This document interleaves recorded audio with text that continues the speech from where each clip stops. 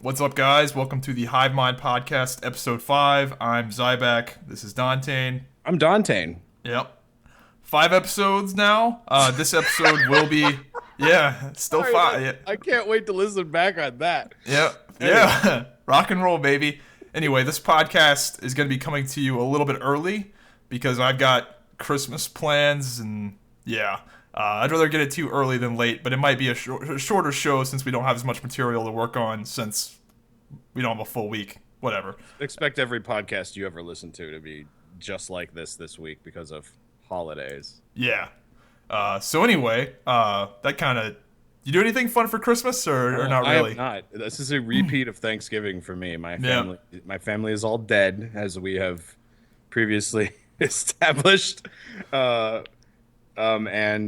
I will be doing nothing. I think my mother is coming back to the state for like a few weeks, and then she's taking back off to Texas or something. But I don't know. Your parents are like really far away? No, my parent situation is that my mother is approaching retirement, so she's like doing her own thing and stuff. So she's in Minnesota. We have these people called snowbirds, people who leave the state when it starts to get cold and they go south. That sounds like most of the time. It's so dead here in the winter. It's so bad. But I think my mother is becoming one of those people now. I think she's at that point where she's got enough money saved and she makes enough money to to where she can like just say fuck it and not do it. It's like a fucking 6-month vacation. Yeah, there's a lot of people that go down to Florida for that. Yeah, well, my grandfather has been doing it for years, and my grandmother too, and then she passed, so he's doing it by himself. And my mother runs a campground. Our family owns like a campground, and so it's like mega busy in the summer. But when he left to go to Texas, and he was all alone and stuff for like the first 2 years or so, he was like, I don't like this. And one of our seasonals actually suggested that he go visit Florida. There's like a small community in Florida for him to go visit. And he was down there, and I thought that'd be great because I've known my grandpa ever since I was a little kid. I know like how he thinks. And I'm like, this old man's going to enjoy the fuck out of Florida. And then my mom texts me. She's like, he fucking hates it here. We're going back to Texas. I'm like, son of a bitch, man. There's a lot of old people in Florida. Oh, my God. Well, I mean, they think it's nice there. Yeah. Apparently, Go ahead. Apparently, everybody says, like, people that I've talked to, people say Florida's like a shithole. I don't understand that. I know there's a lot of ghetto place. Like, I know Miami's got... Miami's the most renowned, but I'm like, it's like, oh, don't go to Florida at all. It's just a shithole. I'm like, what? Okay. Yeah, it's just... I just don't understand how, like, people could be shitty when the weather is so nice. Yeah. Like, all the time. I fucking woke up today to fucking nearly 2 feet of snow. Tell me Florida's a shithole. The East Coast is crazy right now, man. It's been warm. It's been like 70 degrees in fucking December. Apparently there's some El Nino right now that's like fucking up the weather for like the whole world. Let me warn all y'all who don't live in the north. I mean, I'm talking the fucking north. I'm very close to Canada where I am. You guys think it's nice and warm now? Yeah. Next week, your ass is buried in snow. We already got that. It was like 68 degrees like 4 days ago, and everyone up here was like, oh, it's great. We're wearing shorts. I'm going to go work out. And then this morning, fucking 2 feet of snow. So be careful. Jesus. Shit's going to happen to you. I remember that happened when I was a kid. It was I remember it was very clearly, it was like 73 or 74 degrees outside. I'm playing basketball, short sleeve shirt and shorts, sweating up a storm. And then I go to sleep. The next day, there's like 2 feet of snow, and I actually thought I was dreaming. I was like, there's no fucking way that it just snowed when it was that hot outside yesterday. And it just came in. I don't know. It's one of those things. It's very strange. Short real life little short story. When I was a kid, it got so fucking cold up here, they canceled school. They never cancel school up here. If it snows fucking 5 feet of snow, we got plows, trucks going everywhere. You're going to school. There's no snow days up here in Minnesota. But one day, it got so fucking cold that the engines of the buses that would pick the kids up for school would not start. I'm not kidding. It was negative 28 degrees outside. And That's fucking cold. The governor's like, we got to cancel school. It's like, dude, there are certain situations where you should have canceled school before. This is the one where you will? Okay, we're extreme up here. Fuck it. Dude, we had the most pussy snow days ever. But I loved it as a kid, obviously. But like we'd get out if like somebody pissed on the road, man. It was ridiculous. One time it didn't even snow. They just thought it was gonna snow and went ahead and canceled school, and it fucking never snowed. It's like 55 degrees. My God. Shit was so fucking great. Shout out to anybody who lives in New Mexico. I was born out there. I lived out there for a while, and then towards the end of my high school career, I was out there, and so I did my junior and senior year all in 1 year in New Mexico because of their credit system and stuff. Yeah.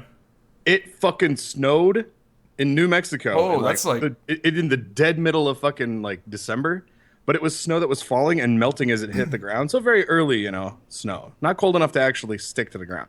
Yeah. And they canceled fucking school. And I just went ballistic. I was like, what the fuck, really? Like when we went back to school on Monday, because this was like a Friday, so we got a 3-day weekend. We came back to school. My girlfriend was like, oh yeah, it snowed. And I was just like raving at everyone because like nobody knew me. My girlfriend was like, oh yeah, hey, these are all my friends. I'll introduce you to all my friends because me and her hit it off like right away. But I'm just talking to these people who've lived in New Mexico all their life, and I'm just like, are you fucking kidding? Like, it's warm. What the fuck are you doing? Go to school, A lot of it is that they just don't have the equipment to handle it. That's true. And people don't know how to drive in the snow in places where it doesn't snow. Like, I remember when Florida got hit with that, like, remember when Florida a few years back got hit with, like, 4 or 5 inches of snow? Like, it was, like, pretty crazy. But, like, all you saw was just, like, wrecks and fucking... Yeah. It fucked that place up real bad because they had, like, 2 snowplows in the state because they just never get snow. Yeah, New Mexico has a problem where when it rains, people go apeshit because they've never experienced like hydroplaning all that often. It's like, because it's a desert. But to keep it real, people in Minnesota, everyone fucking owns a truck or an SUV out here. That doesn't mean we're smart, but those fucking people who own an SUV or a truck, they get into wrecks the most because they're like, I'm in a 4-wheel drive machine. I could do whatever I want. Yeah. And then they get fucking in wrecks. It's stupid. 4-wheel drive doesn't really help you that much with hydroplaning, really. Well, with the snow. The snow it does, the snow, because they're like, yeah, we're prepared up here in the north. We got to own a truck, a boat, a snowmobile, a fish house. It's like, fuck you. And those people are the ones who end up in the ditch. Because they drive like those dumbasses that drive their trucks through the floods, like where the water is over the grill. And it's like, well, you know what's going to happen. And they're like, nah, it can handle it. Sugar. And it stalls out. Yeah. Fucking idiots. So I don't think I'm actually doing anything on Christmas Day. This will be like the 5th year in a row where I don't actually do anything on the day of Christmas because everyone in my family is so paranoid about like doing anything on Christmas Day, like the actual day, because they're like, oh, everybody must be doing something on that. So they schedule all their shit before Christmas. And now I'm just going to be sitting here on Christmas Day, like doing nothing. I think there's really 2 kinds of people. People who actually do something Christmas Day and they get everyone involved, friends and family, maybe a good old... Yeah, like we're doing that. We're doing that, but it's just before Christmas. Right. What I'm saying is people either do it on Christmas Day or they do it prior to because they want to really enjoy that Christmas morning, Christmas Eve, just kind of relax. Yeah. And I don't blame those people because if you're working all the fucking time, it's like, it's fucking Christmas. Leave me alone. Yeah, I think a lot of it probably is that, like, the people that do have kids, like, that's like a goddamn marathon, like Christmas Day with kids, like, and to do all the family traveling and all that stuff. Oh yeah. Screw that. But imagine trying to like put the tree, like when your kid gets to a certain age where like they'll wake up in the middle of the night, and they'll go, I gotta get up and get some water. I gotta get up and pee. And you're freaking out trying to put the presents under the tree so they still believe in Santa Claus and shit. Yeah, I'm pretty sure you're wiped out. You might as well just eat the ham. How did Santa get spoiled for you as a kid?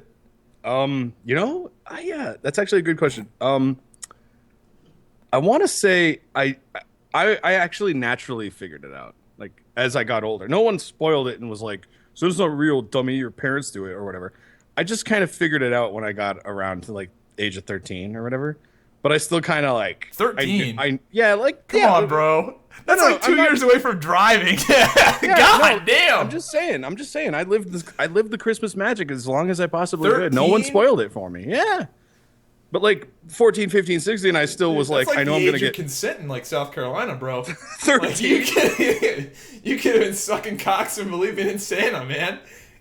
Well, thank God I don't live there, because if that's the actual age of consent, that's really creepy. I don't think it's not that low, but it's pretty fucking low. But yeah, as it should be. I got to enjoy it as long as I possibly could, but once I knew that Santa wasn't real, it sort of like naturally evolved in my head. Like, people should be nice to each other, get somebody a nice gift. That's the season. That's the spirit of the season, and people like to throw out that term like it's they about understand giving, not receiving. Yeah, people like to say it's the spirit of the season, and they don't fucking actually know what it's about. I feel bad for the people who feel obligated to do something on Christmas. You know what? Like, I have to get everyone a gift. It's like, speaking of the spirit of the season, man, I actually saw some magical Christmas miracle shit this week, really? And it's gonna get real sappy here, but like, I'm in Walmart getting my frozen chicken because I eat the shit out of some frozen chicken breasts now. And they're doing this like Toys for Tots thing. Is that in Minnesota? That program? Yeah, Toys for Tots, I think is it's nationwide or worldwide or whatever. But they're doing that fundraising for that, and to help like get people to bring in stuff. These people dressed up as the characters from Star Wars, like Kylo Ren and a Stormtrooper and Chewbacca, and these costumes are fucking on point. Like, what you would see on like Reddit on like a top post, like that good in like local Radford, Virginia Walmart. I don't know if these guys are like with Toys for Tots and they just went around and that's what they do. But anyway, everyone in that fucking Walmart was so happy that was a thing, and people were like bringing in like tons of shit, like unbelievable amounts of like toys and putting them into this crate. And the lady that was running the thing, that was like in charge of the local district or whatever, she was like fucking crying because people were bringing in so much shit. And I'm sitting here in Walmart, like, and everyone is like smiling and having a great time. And I was just like, what is this? This is like some like Hallmark moment shit in real life, whereas normally like somebody would be like stealing the fucking toys out of the thing and running out the, I don't know, it's just one of those things where like everyone in that Walmart was having like such a good fucking time. And there was like probably close to 100 people just gathered around this area where all of the action was going down, and this is a small town, so yeah, I don't know. This is a fucking Christmas miracle. That's awesome. Yeah, no, it's one of those things. I was having a good time too because the fucking costumes were on point, and the guy that had the Stormtrooper costume had a radio, and he was like, "How you doing?" And yeah, it was like just great. Yeah, and it's a small town. You know what they do in my town at Walmart? The manager, one of the higher up managers, dresses as Santa Claus and plays the saxophone, and he plays Christmas tunes on his saxophone, and he has like a little tip thing. You can put money in there, but that money goes to Walmart. Fuck my goddamn. That'd be cool. And the thing is, my Walmart we give this probably to our employees that we don't pay a livable wage. No, he keeps it. It's him. He calls it. He called it because we asked him about it. And he's like, "Oh, I'm just a freelance contractor when it comes to this. Like, I play the trombone or the saxophone, and I'm giving myself permission to be here. Therefore, he keeps all the tips." And people are giving stuff. Fuck? They're giving money to Santa Claus, thinking this is going to go to kids. Yeah. This is going to go to something. Nope, no sign. Yeah, there is no disclosure that says this is going to horse kids. shit. Yeah. Because the people that ring that, that charity that rings that fucking The Salvation bell, Army. Yeah, they fucking dress up. Oh, that's fucking horse shit. That's just like straight up robbing people because they dress up as Santa, right? I'm pretty sure. Don't they? No, they have a Santa Claus hat. They have the hat on, and they wear ring red, the bell. and they ring the bell. So, and then that's outside of Walmart's. So this fucking asshole in a Santa costume. Yeah, it's either outside or it's in the atrium where, like, as you enter the building. But still, they have to get permission from Walmart to be in there. But he's his own permission, I guess. Yeah, your Star Wars thing, they probably had to get permission to do that. But in my Walmart, they probably would shut that idea down. And what? You want to dress up as Star Wars characters? Listen, we're gonna need a percentage of those toys for children. We're gonna need a 10% overhead on those toys. Yeah. We got a 70-30 split here. When I did my daily vlogging, they kicked me out of Walmart when I would pull the camera on myself. You know their reasoning? They Probably said security or some bullshit. They said that your camera is capturing images of our cameras for security. That's so stupid. And that information is being sent out to a bunch of people. AKA, I'm casing the joint because I'm going to rob a fucking Walmart. Are you kidding me? I wouldn't rob this Walmart or any Walmart. There's nothing in Walmart worth a fuck. I wonder if there are people that live in Walmart since it's open 24/7. Oh, and in some really bad neighborhoods, I'm sure there's somebody who. Dude, you know what's even more ghetto than fucking Walmart? Kmart. Dollar Tree. Oh yeah, Kmart. Kmart. Yeah, Kmart. I went to Kmart one time, and there was just shit in the floor. Like, you'd walk down the aisle, and there'd be like 50, 60 things in the floor, just sitting there. Like, holy buy shit! This, please buy it. No sign or nothing. Just assorted items. I remember. Are you familiar with like the black people Twitter fad? No. Oh, you're not? Anyway, it's essentially just this way of like talking that's like memey. It's like a very meme thing to do right now. Okay. And essentially this guy goes into a Kmart and he's like live tweeting it. And he's like, bruh, there is no one in this Kmart. And he's fucking walking around live tweeting this shit and like taking pictures of like the registers and like all of them just being empty. And he's fucking riding a bike around. It's so good, man. Oh, Kmart's, yeah, they shut down our Kmart a long time ago because it was just ghetto. Kmart really went south when Martha Stewart got caught, because I think that Martha Stewart like somewhat has ownership of Kmart as a brand or as a property. So we had a Kmart, and then Martha Stewart caught insider trading, and then our Kmart went away, and it was replaced with like some asshole's name sports store, and then they went out of business. No, that's terrible. Yeah, Kmart. This is ghetto as hell, man. They got that blue light sale though. They got that little guy, that little mascot. He's a blue light sale. It's like, when does it ever stop? When does the sale ever stop? That's all this shit is everything's on sale at Kmart because you guys are going out of business. Yeah, they're not doing too good. Have you heard, I know you're free of the Machinima bullshit. Yeah, thank God. Did you ever go with another network, or are you still looking? I am with Curse right now, and I tested Maker Studios with another channel that I made. Maker Studios, as far as the feedback that I got, if you live in and around Los Angeles, go with Maker Studios because they really like getting you hooked up with other YouTubers and doing like collaborations and shit. But if you don't live near there, don't go with them. I went with Curse because it's a month-to-month agreement. And so like one day if something happens and I move down there, because my goal is to actually get over to LA and move over there. And if that happens, great. And I'll say thank you, Curse. You guys were great. I would love you. And then I'll join up with Maker. But Curse is doing really good. Maker, I can say they have a lot of really cool offers. Like TED 2, when TED 2 was coming out. Yeah. They were like, yeah, if you want to make a couple $100, just mention TED 2 in your video and talk about what you think. Like, do you think it'll be funny? You know, that sort of thing. And they apparently pay. This isn't like the top 3 videos will get paid. No, they pay everyone to promote this shit because there's a budget for it from the studio that's producing TED 2. So I never took advantage of that because I didn't really know much about it at the time, but I had talked to some people that were with Maker, and they're like, yeah, it's all real legit. The offers don't come around all that often. And a lot of the dudes that are there, like, they don't just chill out, you know, they actually, if they're going to talk about TED 2, they legitimately are like, yeah, I'm interested in watching this teddy bear get high and fight like He-Man or whoever the fuck in the sequel or some shit. So it's like, all right, cool. So yeah, I feel like there's, go ahead. No, but I just wanted to say this. Curse is where I'm at. I'm happy. And I actually got YouTube Red information recently. We were talking about that. It was either you and I or me and a friend were talking about how do people get paid if you have you get paid through your network. Because I just got paid today for I got paid a whole fucking 8 cents, man.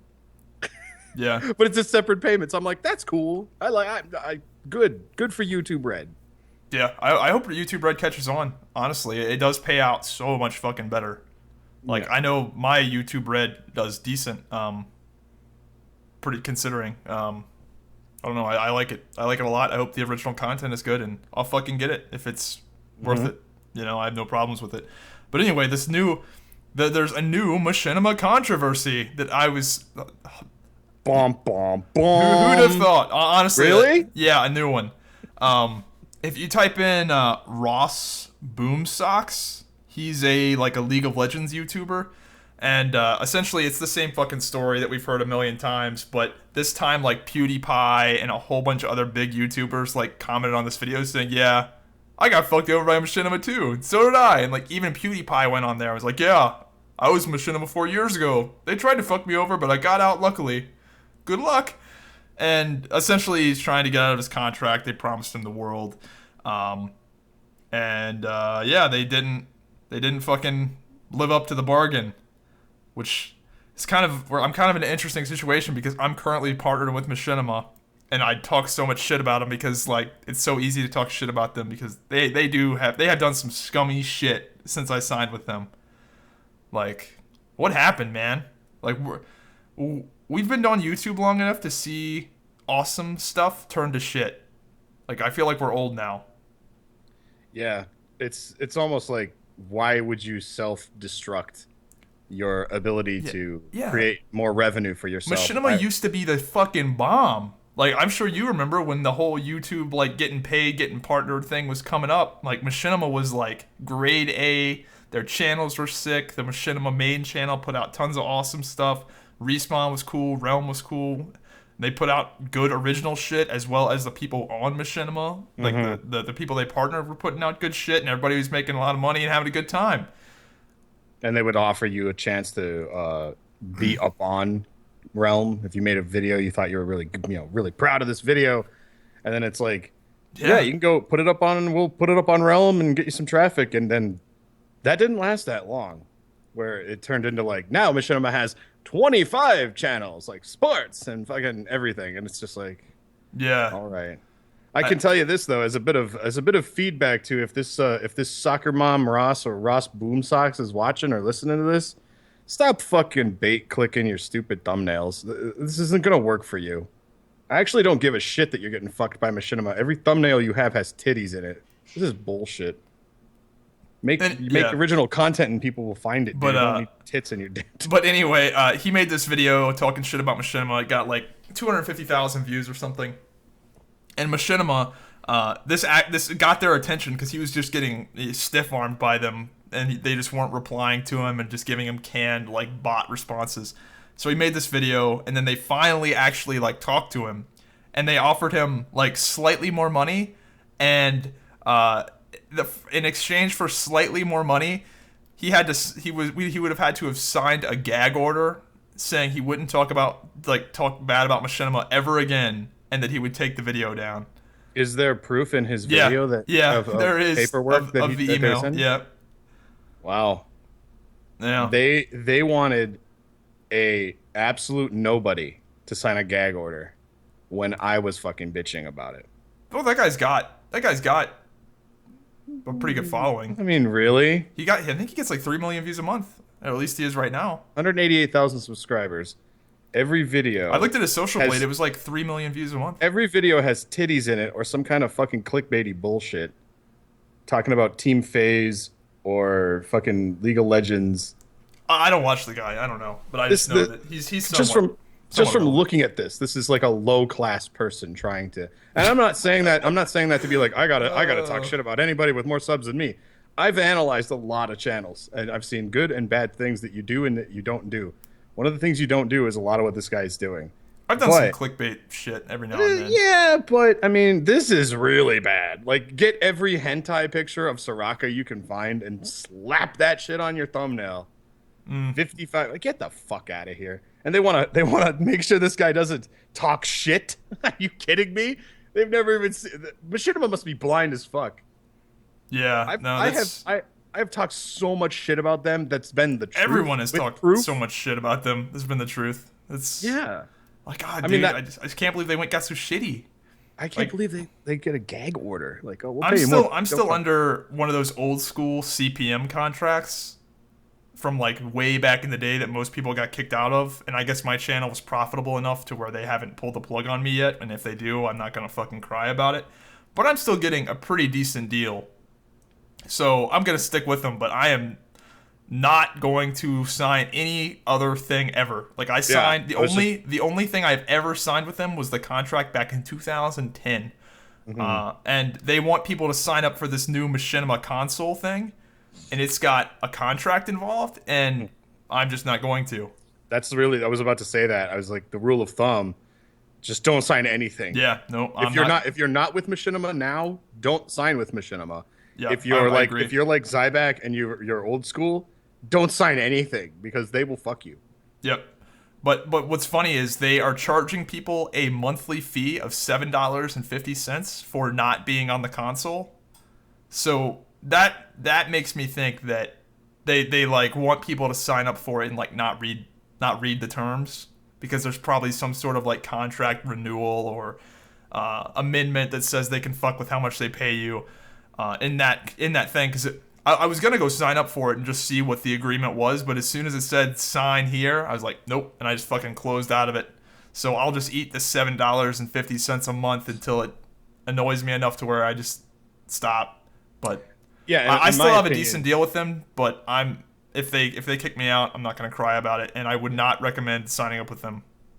Yeah, in my opinion, I feel like it has a lot to do with the simple fact that they can scare anybody into doing something, because if you're not like a huge YouTuber where you're making, let's just put it at the minimum. If you're not making $25,000 a year, then you have no way to fight back against anything. Yeah. People like me who I made like $1,000 in a year with YouTube towards the beginning of me getting fucked.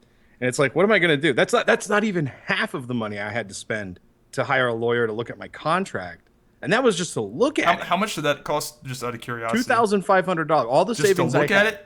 Just to fucking read it over, because of the amount of fucking text in that stupid contract. Took that guy a couple hours, 3, 4, 5 hours. How long was your contract? 2 years. No, how long was the actual, how big was the document? I think it was like 7 pages. But when he came back to me, he said, all of these, basically he took every paragraph and dissected it, and so that a layman could understand what this paragraph meant.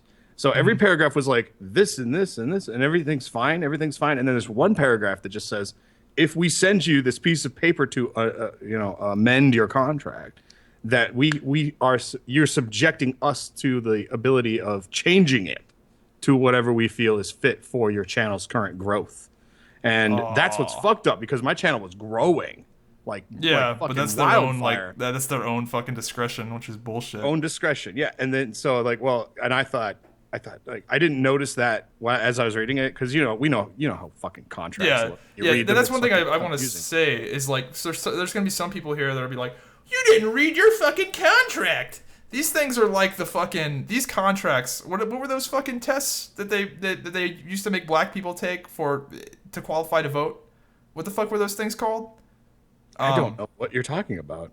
It was like Jim Crow laws, where they basically made black people take those tests, and they would fail all the time. And they would fail, but they're like intentionally deceptive and tricky. Like if you went and took one right now, you would fucking we'd both like not be able to do it, and no one can, because they're just, the questions are worded in such a way. People don't understand when with these contracts, they are worded so deceptively, and so like everything is up for interpretation on purpose. So like people are like, oh, he didn't read his contract, what a fucking idiot. Dude, these things are hard as fuck to read. Yeah, and especially with my situation where it's something that's hidden within the original contract, which I was happy with, by the way. Like my first 2 years with Machinima, I was growing and I was making decent money, to the point where, because I sacrificed a lot to want to succeed on YouTube, to where I was like paying my bills and stuff. I don't live on a whole lot, but I'm also succeeding at it. And then for this amendment, for them to just cut me down, it's like, what are you doing? If you would have just let me continue to do what I was doing, I would have become a bigger success, and you, Machinima, would have made money. But instead, you made money by taking it from me. And it's like, what the fuck? So yeah, that's how deceptive. Sure. I mean, we're not talking about just the contract. We're talking about the shit that they can send you prior to the contract that'll fuck you. Yeah, I feel like Machinima's business model is just essentially like fucking over smaller YouTubers now. Get the fuck out. If you are with Machinima, get the fuck out. Yeah, and here's the biggest piece of advice. I guarantee you will get out of your contract if you do this.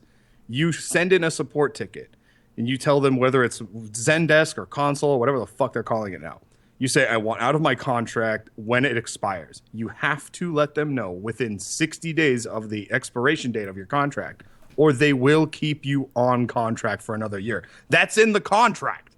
If you don't tell them within 60 days of it expiring, they automatically renew you for another 12 months.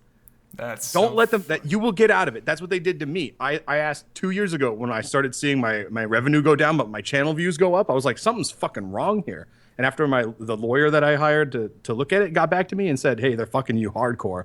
I said, I want out of this contract. As soon as it expires, I want out. I think it was like 2 weeks before my contract was about to expire, like mid-November, I sent them another little message on the Zendesk, and I was like, just letting you know, when my contract expires, you will release my channel from your contract. And they were ballsy enough to send me a message back saying, you didn't let us know within 60 days. So sorry, we're going to continue to honor our agreement and keep your contract going for another year. And I replied to whoever the fucking idiot was with my ticket number and what I had sent 2 years ago. And I said, no, you're going to fucking release me or I will sue your ass. And they said, this is the part that's fucked up. They didn't even say shit to me. They said, we'll look into it. Your channel is now released. Well, they didn't say that. They said, we'll look into it. And then one day I go to my channel just, because I'm a fucking YouTuber. I fucking do it every day. Yeah. And all of my, all my videos were no longer monetized. And I'm like, what? I was kind of like pissed. I'm free. I was pissed and happy at the same time. I was like, what happened?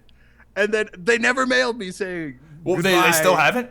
No, they never did. Dude, but it doesn't say. I went to my dashboard and it's like network none, and I just immediately go to curse. I'm like, "Hey guys, what's up?" And they're like, "Yeah, cool, man.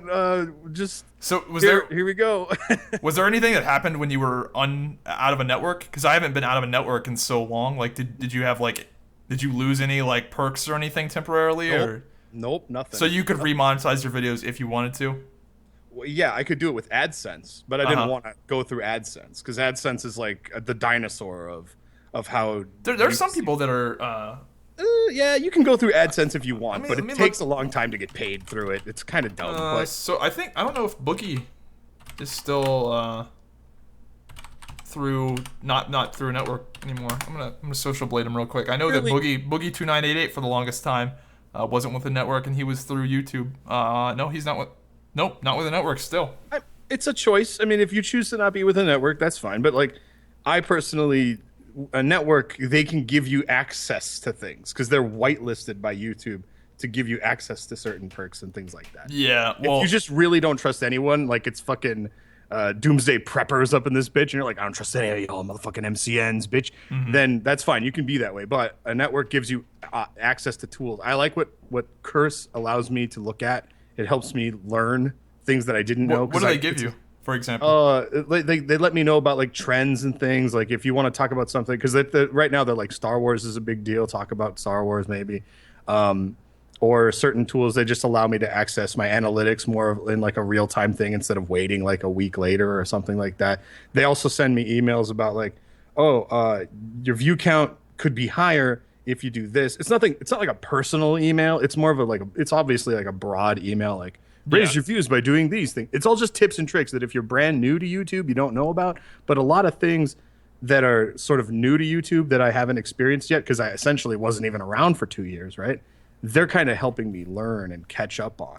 So that's really great. But yeah, that's just my 2 cents about it. Join a network, not fucking Machinima, and just not Machinima. I don't give a fuck who it is. The whole thing about networks, for all the people that are listening to this that don't know, that essentially the main purpose of a network is their ads team, is them selling your content, selling ads against your content. So a lot of these networks actually do fucking nothing, though. Like a lot of these networks that send out the spam emails saying, get partnered with XXL Diamond Network or whatever fucking stupid rando network that spam emails you or spam YouTube messages you. Those guys literally just take your money. They just take 60% of the money, or I don't know what the split is, but they take a certain percentage of your money and they don't sell any ads against your content. Whereas somebody like IGN or Machinima, they might take 50% of the money you make, but they pay more because they are selling ads, that they are actively trying to get advertisers to pay top dollar to advertise on your video. Whereas if you go through Google AdSense, YouTube doesn't take as much of a, you don't have as big of a cut getting taken out of your pay, but YouTube isn't selling the ads specifically for you. Yeah. So that's like a quick rundown for all the people who don't know. One of the other big advantages to being a part of a network is if you are actually growing and you get to like 100,000, 200,000 views per video, and you're actually growing, whether it's a short period of time it takes you to grow or a very quick period of time, they will try to sell your videos to advertisers specifically that will grant them more money and grant you more money. So a network will actually pick and choose, like, this person's red fucking hot right now. Let's get good fucking high quality paying ads on that. Whereas YouTube, if you're with like AdSense and shit, they don't pay attention to that. They're like, is this viral? Okay, put ads on it. And that's what Machinima is doing for me right now, which is why I'm still under one of those old school CPM contracts. Yeah. Which is pretty nice, to be honest. But as soon as they can't sell my content for more, like as soon as they aren't making money off my content, because the thing with the CPM contracts is that they could potentially be losing money on me if they're paying me a flat rate, but they're not able to sell ads that whatever rate I'm getting paid, because I can't say. Yeah. Then they'll be losing money. So a lot of people ended up getting dropped out of my CPM contract because if they make like a lot of Minecraft stuff, for example, it doesn't monetize as well because it's so saturated and a lot of the people viewing it are kids. Whereas my stuff, for whatever reason, seems to monetize pretty well and they just haven't gotten kicked out yet. Yeah.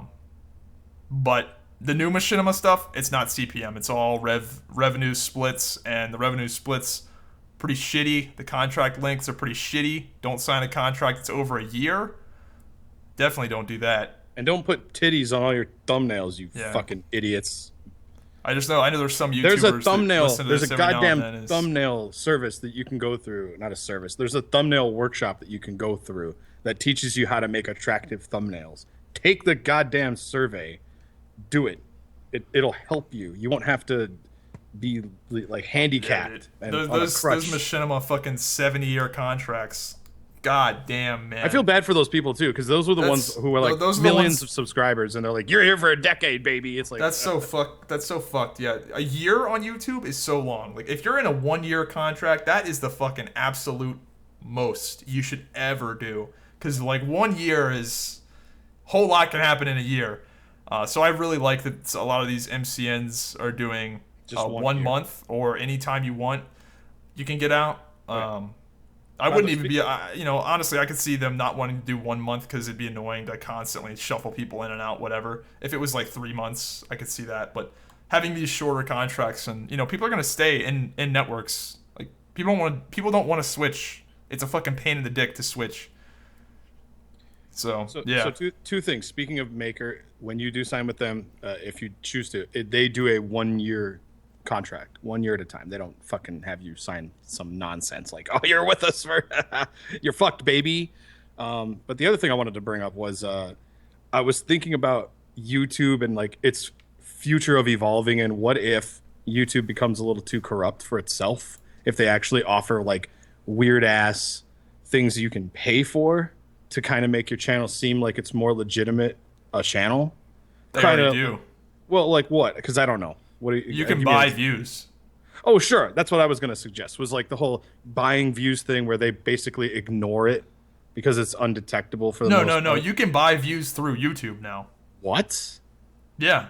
You can go to like YouTube and be like, "Hey, bro." They make your video a pre-roll ad, and you get credit for those views. I'm not even joking you. There's a guy named Ty Lopez. Are you familiar with the "Here in My Garage" fucking meme? Oh yeah, is that the guy who's like, "Yeah, I made a lot of money. Yeah, I bought a really expensive that's the car." guy. He paid YouTube for all those views. To like now, he actually has a little bit of an audience now because I guess if you pay for enough views, eventually that was an advertisement for something he was selling. He was selling like a how. That video, the "Here in My Garage," my Lamborghini or whatever. Yeah. The reason that became a fucking meme is because it was the pre-roll ad for like forever. "Here in my garage, my brand new Lamborghini." Yeah. Yeah, that was a pre-roll ad. But it's an advertisement. He's selling something. He's selling his whole channel is an advertisement. That's what I mean. That's why but you can buy views. Like there's people that make I remember seeing a fucking Minecraft video as a pre-roll ad. Just a normal ass fucking Minecraft video. A whole fucking video? Yeah. It doesn't have to be an ad. It can be anything. Really? Okay. Well, why would YouTube give a shit if it's an ad or not? They get paid either way. All they care about is. I would think that if it were a longer video, you'd have to pay more money. Yeah, I'm sure you do. But yeah, I guess you get the views. Yeah, no. But if it's an ad, do you get monetization from the views because it's an ad? That sounds like a no. I don't think you don't get No, the people. So that you are just buying get a lot of the views, exposure. Yeah, you just get the exposure. You don't get paid off the ads of your ad. That would be fucking ridiculous. I mean, they have that on the dashboard, the Creator Studio. It's like, want to make an ad for your channel? They don't say. Have you ever gotten a video that says make this an ad, like on your thumb? Yeah, that's essentially what you can do. But I've never had a prompt that says you will then have to pay us money for people to see it. No, you do. Yeah, you got to pay money. It's not free. Okay. But that's the way that works. Well, that's interesting. That kind of goes towards my little topic that I wanted to bring up, which was. But I don't think that's particularly wrong. Honestly, it's. Oh no. They got to make money. I mean, there's people on the phone game that I play, where it's like watch an ad and you get a boost for like 3 hours or something. Now currently there's a dude who's like, it's obviously a YouTube video of him promoting a phone game, and it's a really cringy video.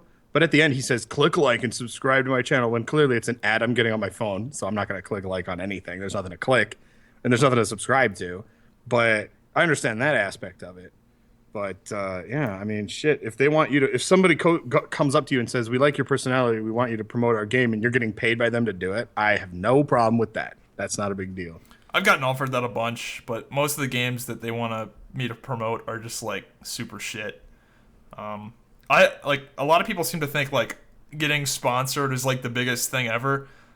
I don't know about you, but I turn down so much shit, like promoting so much shit, because most of it is just ass. Like the only real sponsor that I've had that I'm like pretty proud of that was like a good deal for everybody was Raid Call. That Raid Call sponsorship that I had for a while was the fucking bomb. I remember that. Yeah, and everybody won. Raid Call, got a lot of exposure. I made a shitload of money, and it was just a short little 2-second pre-roll, and people were like, Raid Call, VoIP. What's that?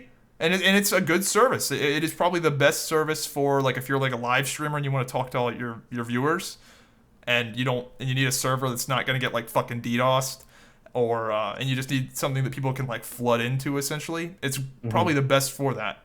But I've done some other stuff here and there. But people seem to think they're the fucking shit if they get a G2A referral link, and it's just like, bro, you don't even know. Like, you turn down that shit constantly because it's just not even worth it, because I don't want to just associate myself with just tons and tons and tons of different brands. I feel the opposite. Anybody listening, if you want to sponsor, yeah, no, I'll sell out right now. I will sell your shit because I can. If the money's right, man, I'll fucking do it. I don't care. The thing I wanted to segue into was I had this thought of like, what if YouTube over the next, let's say 4 or 5 years, go into like this like sort of pay to win mode where they'll offer these services like you said, where you can get pay to have your video hit the sub box. Yeah. I can see it now. One of the ideas that I thought of in my like evil mind was that what if there was a YouTube service that will predate existing videos so that your channel looks more like it's been around longer. For example, the trend of I do my boyfriend's makeup. You film it in 2015, but you can pay YouTube money so that they change the date on the video to like 2013 when that shit was trendy. I don't think that. I'm not saying I don't think it'll be real, but I don't think that would be lucrative. What if you could do it though? What if that was the thing? Like, how would you? I think if Facebook was going to go pay, or not Facebook. I think if YouTube was going to go pay to win, they would go the Facebook route of boost this post. I'm sure you're familiar with that fucking horse shit. So gay. Oh my god. Yeah. Or do you know about the Facebook fucking life hack where you post a thumbnail of a picture of the thumbnail of your video on Facebook instead of the URL? Like, you post the video URL, but you post it as a picture and not as just the URL, because it gets sent to more of your fans that way on your Facebook page, because YouTube is like, they fucking hate YouTube links. But if you post it as a picture, then it actually goes out to more people. Really? Yep. So if you use your Facebook fan page for anything, When you post your video, post a picture of the thumbnail and upload it as a picture, like to Facebook, like upload it to their server, So and then post the video URL, like as the description. Yeah. Yeah, but you'll notice that all the big YouTubers are doing that because Facebook is intentionally making YouTube links not go out to very many followers because they want you to upload the video to Facebook. And now Facebook has a new monetization thing that they've had for about a year now where essentially your shit doesn't go out to all the people who liked your page unless you, quote, boost the post where it actually goes out to all the people. And I think if YouTube went pay to win, which I don't know if they will or not, but I don't think they will because I don't think their monetization, it would make sense for them. But I think they would do something like that where it's just like, boost this post or boost this video and actually send it to all your subscribers. But I don't think they'll do that just because they're sending videos out to subscriber feeds through watch time. And they want those high-paying ads that are on videos that have high watch time to be seen. So yeah, that might I don't think they'll do that. That might be the explanation, though, as where people will show up to my live stream and go, "Oh my God, Dante, you're alive?" And I'm like, "Dude, I've made like videos. Yeah. How do you not know that I'm doing stuff?" And they're like, "Well, I guess I just haven't seen any." I'm like, "How do you not see them? Are you subscribed?" Yeah. Are they not showing up in your sub box? Maybe I haven't checked. But see, here's the thing, and I explain this to people in my stream. I'm subscribed to Markiplier because I like his videos. I think they're entertaining. Not all of them, but I think the guy's he's the most genuine human being that I notice on YouTube. He's not playing a character. He's just being himself, and he is an actually cool dude. But I know the guy makes a video every day. Yeah. And YouTube, you motherfuckers, they just don't put it. They don't put it up there. You're not telling me that he's making videos every day when I fucking know, because I'll click and it's like I know via the thumbnails. Do you do it by? See, most people, including myself, I normally just look at the highlights, the home page, like not the actual subscriptions tab, but I do it on the home page. And I think that has a place because the home page generally has like the top videos from your people that you're subscribed to. I think the subscriptions tab does show everything uploaded, but it's formatted in such a shitty way that it's like impossible to use. Like the old way it was formatted where it had the person that uploaded the video and then their like last 5 videos in this like row. That was the fucking way to do it. Yeah. When you say subscriptions tab, do you mean that thing on the left side of the screen? No, I mean at the top of the screen where it's got home, trending, and then subscriptions. Yeah. Okay, so I know what you mean. Yeah, you see how shitty that's formatted? It's a fucking list. I've seen it. It's ass. Like using that is impossible. I'm talking about. Let me just pull it up because I don't actively know how to describe it. You're talking about the thing on the left with the. Oh yeah, it says subscriptions, and on the left it has like the icons of 2 and 12 and 6. That's what I use. If it's one video from this, one video from this, one video from this, like for example, I'm looking at Kitty Cat Gaming, Commander Holly, Cinemassacre, Black Nerd Comedy, all have new videos. Who doesn't have a new video? Markiplier. That's impossible. The guy makes a video every fucking day. This thing isn't accurate for me at all. It says that like some people have like no shit like 36 videos and I've watched their shit. Yeah. That thing, I've never used that thing because it's just never worked for me. And also it doesn't show everyone I'm subscribed. I guess it does if you keep fucking scrolling, but I'm subscribed to like 600 fucking channels at this point. I've kind of figured out how to really manipulate it. You have to go to the channel and then click on the videos tab, and then it'll go, okay, you've watched the videos on their channel. But the only thing I'm complaining about is I know certain people have made new videos. Yeah. And there's no number 1 or number 2 next to their name. It definitely happens. Like I know with Freddie W, for whatever fucking reason, I never get his videos. Like, yeah, I don't know. It doesn't fucking happen. Yeah, that really needs to change because that's bullshit. Yeah. Anyway, I think we've been fucking railing on the YouTube for a while. You said you had a topic earlier. That was my topic. My topic was YouTube, the shilling of YouTube, where like you want your channel to look like you've been. The idea was that I'm a new YouTuber, but I want to look like I've been around a long time. So pay money to YouTube to date the video from like 2012 when it was filmed in 2015. I don't think that would happen. That'd be such a small market that it. Well, of course it wouldn't happen, but it was like my evil little genius, like ooh, ah! What can we do? You want this to happen, right? Yeah. Like, So that's just that was it. I am actually going to go see ye old fucking Star Wars tomorrow. Are you gonna go see it? I'm gonna go see it twice. It's tomorrow? Yeah. I thought it was the 18th. Tomorrow I'm going tomorrow at 7. Oh, tomorrow. So I think that's the earliest showing that they can show is tomorrow at 7. Really? But I'm going tomorrow at 7 to see it in 2D, and then I'm going again the next day to see it in 3D. You can benefit from watching it in 3D because you have 2 working eyeballs. We don't have a 3D theater, so I have to look into it. I'm actually going to look into it tonight to see if I can go see it because I do have a couple bucks, but it depends on if when they plow the snow, if it doesn't snow again. Because I'm not going to take the risk to drive across town. Dude, I'm seeing it for free twice because one of my buddies, his fiance, he's fucking married. Holy shit, it's trippy.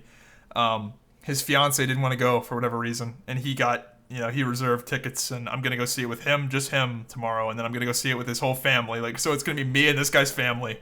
It's just like, fuck it, we're gonna see Star Wars again. So I'm just gonna be fucking freeloading on my free ticket because she didn't want to go. Well, there you go. That's great. Hell yeah, I'll take it. Gonna take off work early and everything. Oh yeah. Let's see if they're playing it on Thursday. 2 hours, 8:30 p.m. tomorrow. Yep. I'm looking forward to it, man. Oh God, it is in 3D. Good. Fuck. Yeah, apparently it's good. I'm not gonna. I haven't looked at the reviews because I don't want to spoil it. Don't look at reviews. Don't look at toys. Don't look at fucking toys, man. That shit spoils the movie. Yeah, people said it's good though. Like I saw on Twitter, like everybody's like, "Oh my god, they did it." So let's hope. Anyway, let me look down my topic list here. Oh, you want to get fucking you want to get fucking political? Let's do it. We're gonna talk about our boy Trump again. I actually, I don't even think I have Trump on here. Maybe. My God, yeah, he'll come up. I'm sure he'll come up. Actually, he's kind of related in this topic. So there is everyone knows about like the crazy wealth inequality in the world, right? Mm-hmm. Well, this is the most insane statistic I have ever heard. Like, obviously, there's a whole like 1%, like 1% of the population controls this percentage of the money, and it's like 90%, right? Mm-hmm. Well, this is crazier than that in my opinion because 1% of the whole United States, that's kind of a lot of people still. So you can kind of it doesn't seem as bad, but the 20 richest people have more money than the entire bottom half of the United States. So 20 million people have more money than 20 people, I'm sorry. 20 people, the 20 richest people have more money than the bottom 160 million people combined. Take that in for a second. The 20 richest people have more money than the lower half of the United States, which is 160 million people. More money than a good chunk of the poor population have. Yeah, than half of the poor. Oh, God. Half of the poor population of the U.S. Like, so if you take 50% of the poorest people in the U.S., they have less money than the richest 20 individuals. Only 20. 20! I know! I saw it. I was like, what the fuck? For those of you who don't know, we've got roughly 300 million people. 160 million people. There's 320 million people in the U.S. Million people! 300, yeah, so and 160 million people have less money combined than 20 people. Now, keep in mind, Jesus. Let's just say that all of the, like, they must just be billions. Just like that just goes to show you how much $1 billion is. Because if these 160 million people all had like $5 to their name, that'd be $1 billion. That'd be, if they all had $5 to their name, that'd be close to $1 billion. That's like got to be the most insane statistic I've ever heard. That's pretty crazy. I didn't think it was that crazy. Like, I didn't think it had gotten that far. Because, when people say, like, oh, the top 1%, they have 90... Like, that's the thing I think people say. I might be wrong, but it's like, oh, the top 1% have 90% of the wealth. And I was like, yeah, that's crazy, obviously. But, like, the 1% of 320 million is still a lot of people. but 20 having more than the entire bottom half? Shit. I don't know, this might be one of those things where somebody's going to fact check me and be like, no way. But I remember reading that this week and I just like, God damn, what a fucking stat. It may not be exactly what you're saying, but it is a thing. Like, it's definitely a thing, but like, that's the stat I saw and I was like, that is fucking ridiculous. But you got to realize these 20 people, they are so fucking rich.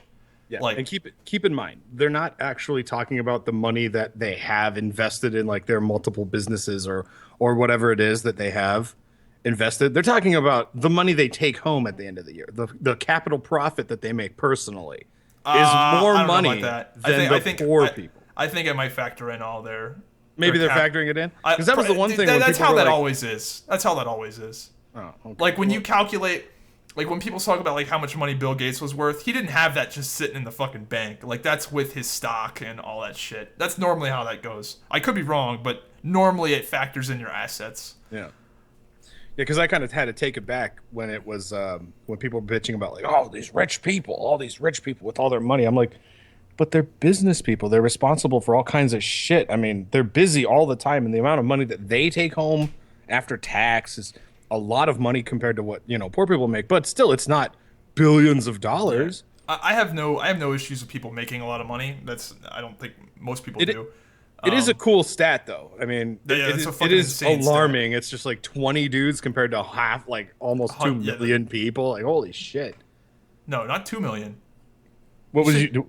Half of the bottom, the poor class. Yeah, 20 people have more money than 160 million people. Right. I just rounded it up to 160 million. I'm an idiot. Yeah. Yeah.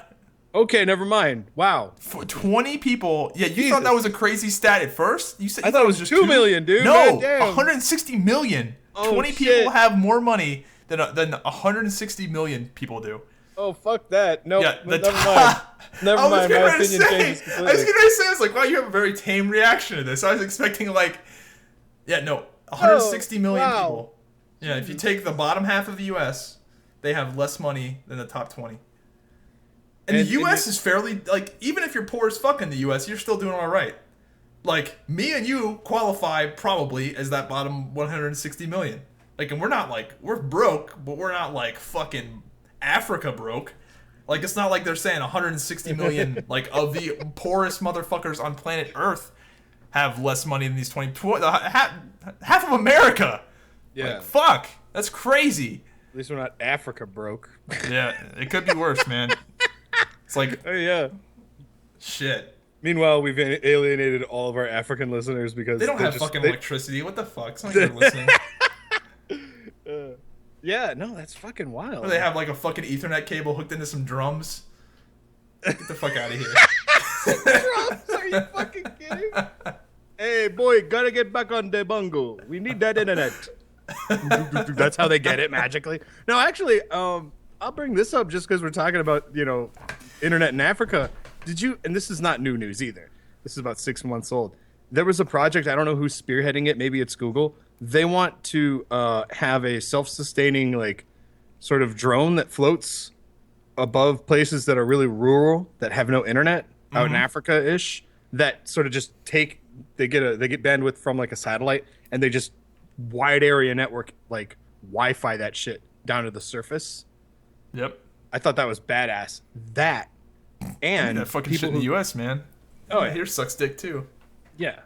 That, and I heard about a technology where if you don't have any way to generate power, if you're out in the middle of nowhere and there's no electricity, no power lines, you can basically take this power generator, right? It's just like a gas generator, but it's connected to a blimp. It's like a round balloon with windmills inside it, and it floats up to the high atmosphere where the wind gets really yeah. And it's smart enough to know when to bring it up and down when the wind is faster or slower. It tries to get the fastest wind speed, and it just powers that generator. So if you're out in the middle of nowhere or something, it's kind of like an effort to get electricity out to these places that are really, really indigenous, where they would benefit from power, or they would benefit from plumbing and stuff like that. I saw that and I thought that was great. Just because we brought up Africa, that's the only reason I thought of those things, is I'm like, that's awesome. But I'll tell you, yeah. I tell you what, fucking, since we're the meme talk podcast, the fucking, what meme's been taken off recently? It's trending is the fucking India designated shitting streets meme. You fucking dude. Every time I swear to God, like, are you familiar with that? The like designated meme. No. Oh shit! Like, anytime somebody brings up India at all, like people just spam designated in the comments, and like just the word designated. And I was like, what the fuck is this shit? Like, every time somebody talks about India becoming a superpower, or, oh, look at this fucking crazy thing coming to India, everyone's just spamming designated. Well, apparently the fucking meme is that India has designated shitting streets. Like streets that are purpose-built for shitting in. And it's a huge problem in India where people just take shits, like, everywhere. Like, no one uses, like, the toilets at all. And there's like PSA videos on like the YouTube, like the Indian YouTube saying like, don't poo in the street, take a poo in the loo. And I don't know. It's like a fucking, it's so bad there that they have to let you know. Like, look, I know, right? Don't shit in the street. Dude, it's just like everybody talks shit about the United States and like how everybody's like catching up to. It's like, oh, China and India, they're fucking kicking our ass. It's just like, yeah. You know, China's gonna have a pretty big revolution here pretty soon. In India, they shit in the fucking streets. Like, you know, like I think everybody plays it up a little bit more than it is. I wonder what's gonna happen with the China. Did you look it up? I did, and someone was like, it was basically a message board that says like, is this designated shitting location real or a meme? And the first response is like, no, it's real. And I'm watching this video, and it's like an Indian dude with subtitles. It's just like, you see 4 or 5 people taking a dump, and they're shitting, like, in the beach. They're shitting in the fucking beach. And then it shows them, like, it's from the distance, right? They're, like, wiping their ass. It's one of those things where people are, like, gonna say, like, oh, they're being fucking racist. And it's like, no! They shit everywhere! Now I have to watch out for people. Like, if you want to insult somebody, you're like, "Oh yeah, what are you, a shit taker? Oh, well, are you saying I'm Indian?"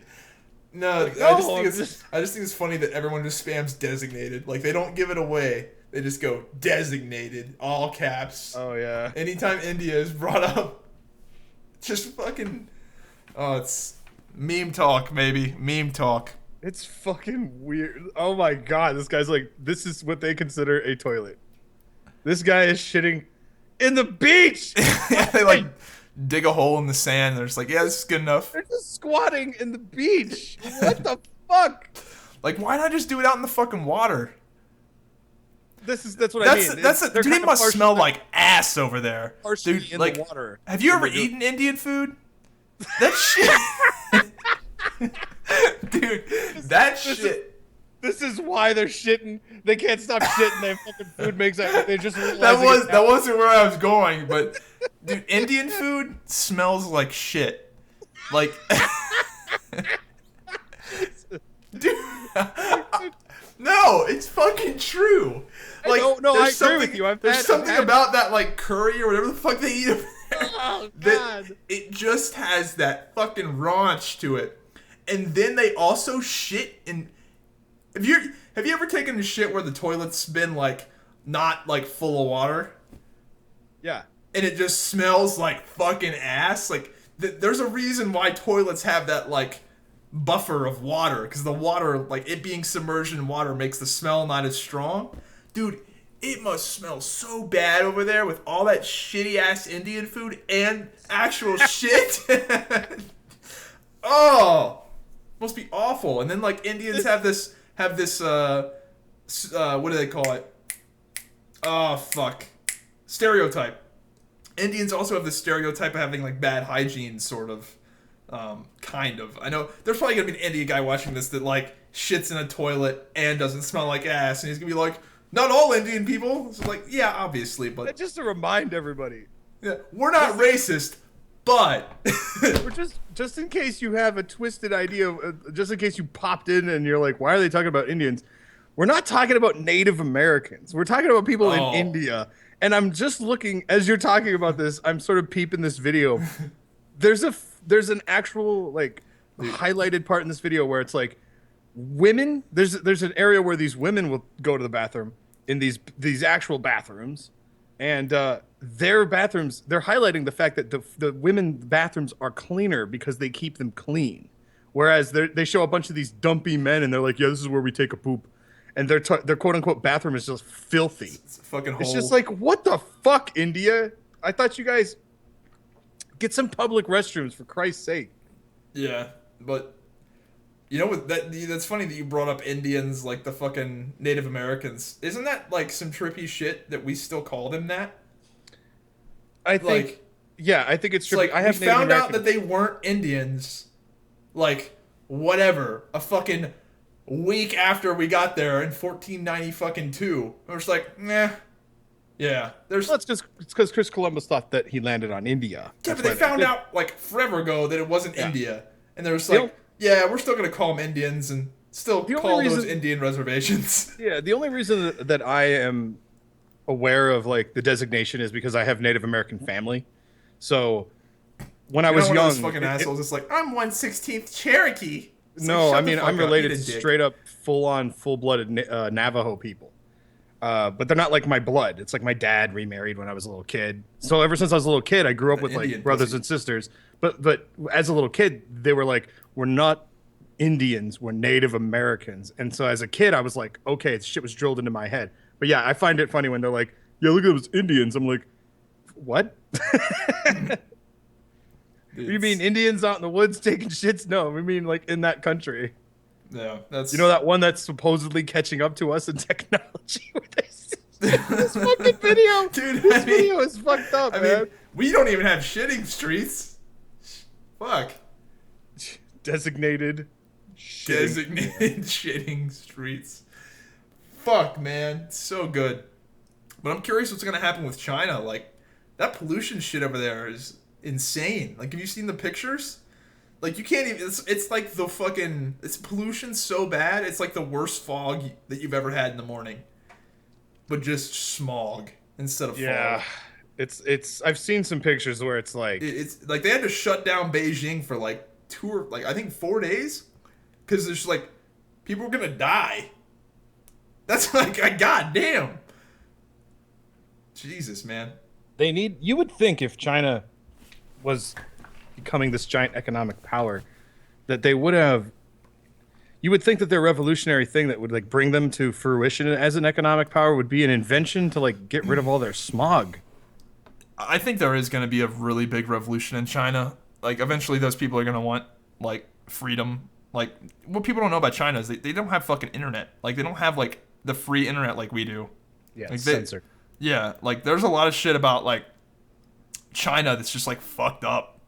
Yeah. That as they become more and more like modernized, it's people are gonna get fed up with that shit, and I don't know. I'm just calling it. It's gonna fucking happen here pretty soon. It's probably gonna be bad.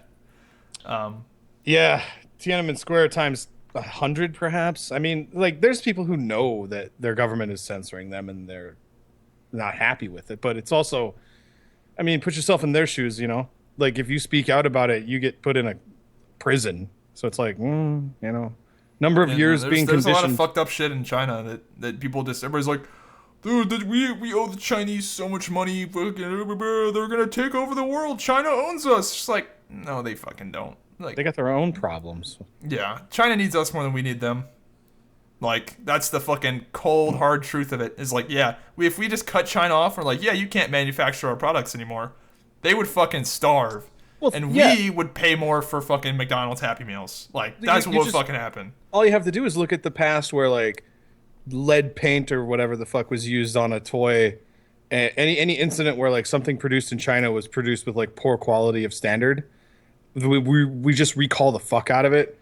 Then we don't do a lot of business with China for, like, a good month and a half. Like, we really don't. Because it's a big media thing. Like, China did this. Their shit's bad. But we always go back to them because it's cheaper to do. Yeah. But I wonder if China is like scared shitless of automation. That's something that they should be scared of. You know, who knows? If factories can be automated in the United States, and you don't, that's their fucking thing, man. Their fucking thing is manufacturing all the shit that we used to manufacture. Yeah. I remember reading about that story about a guy who he spoke out about Chinese government or whatever. They put him in a camp, like which is basically like a prison. Yep. And they made him do forced labor, and his job was to make the foam. Fuck, my brain just shut off. The foam Halloween tombstones that say like R.I.P. and have like a skull face on them. Put like a message in it.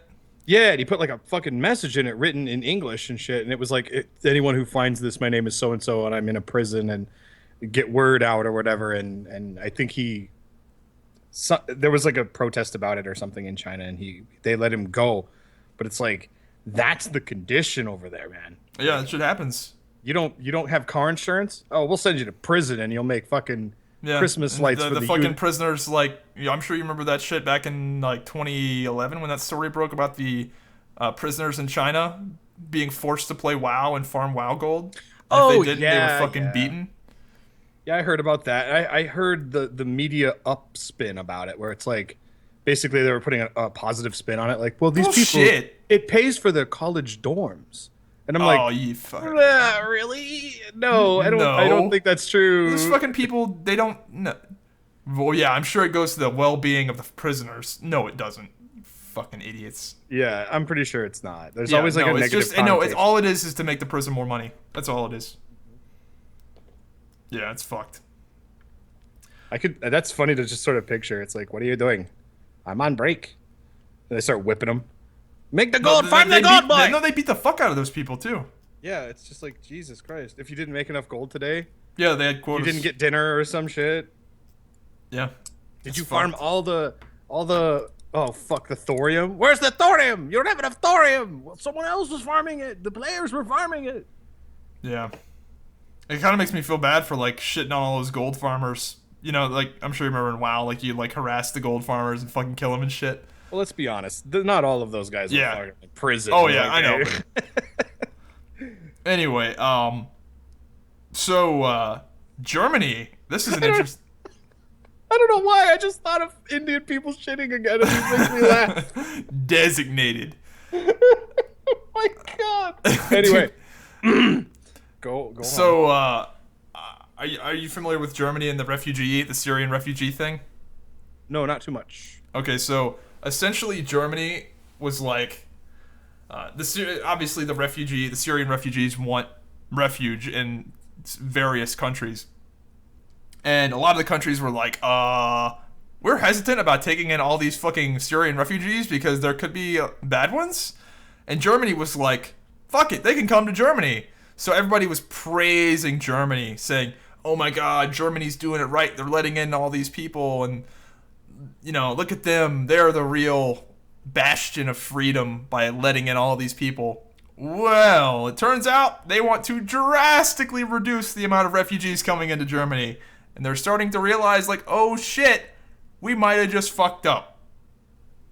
So I think that's kind of an interesting situation we've got here because I think the Syrian refugee thing, it's a tough fucking call. Mm-hmm. Like... It's one of those things where, like, I get the reasoning for why people want to let them in because we were immigrants to the United States and isn't America the land of the free where everybody's got an opportunity and you come with a shirt on your back? Like, I get it. But then again, those same people that are saying they want to let them in are saying that they should be vetted and, like, we should run background checks on them. And what people don't realize is that those background checks they run on these people normally take, like, 2 to 3 years. And with all of these influx of people, they would just not be able to happen. Like, they take 2 to 3 years with the normal amount of people trying to get their backgrounds checked. And with this influx of, like, hundreds of thousands of people, it would take, 50 years. So they realistically just can't be vetted. So it's like, the one thing that everybody's like, yeah, they should definitely be vetted. That's just not realistic at all. It just can't fucking happen. So it's going to be interesting to see how that evolves. Like, what's your stance on it? Well, let them in or no? This is where I get to sound like I'm a crazy Republican who wants to ban all Muslims. But it comes from a logical place, okay? we can't vet them. We can't trust them because, unfortunately, the landscape of the way that the world is right now is we have ISIS, and we know ISIS is fucking smart. And if they want to say, "Oh no, please save me, I am refugee," and then we let them in, oh, you bet your ass ISIS has some people who they're gonna send in here. That America loves to take people in, right? We take in a couple 100,000 people. Let's just say majority of them trying to flee the fucking war times. Fine, but you bet your fucking ass ISIS is gonna get guys into this country. That's the real reason why it's not really a possibility. I bring up the background checks because the San Bernardino shooters, the two Muslim shooters, they went through the background checks and passed. So you think that, and that was before the fucking influx. So you think that they're gonna have like top-notch fucking accuracy on all these refugees coming in? No. You would need some kind of future technology. Yeah, it's just not gonna happen. And the thing is like, what backgrounds do you fucking check? Like, do these people all have fucking digital records? No. Like, get the fuck out of here. You just kind of it's like fucking gamble. That's all it is. The simple fact is this: let's just use me for example. I have a clean criminal background record. I have a clean driving record. I'm basically a perfect. You're fucking invisible. Yeah. I'm a perfect citizen. But if I wanted to volunteer to be a part of something sinister that I believed in, then I'll take my opportunity to do it.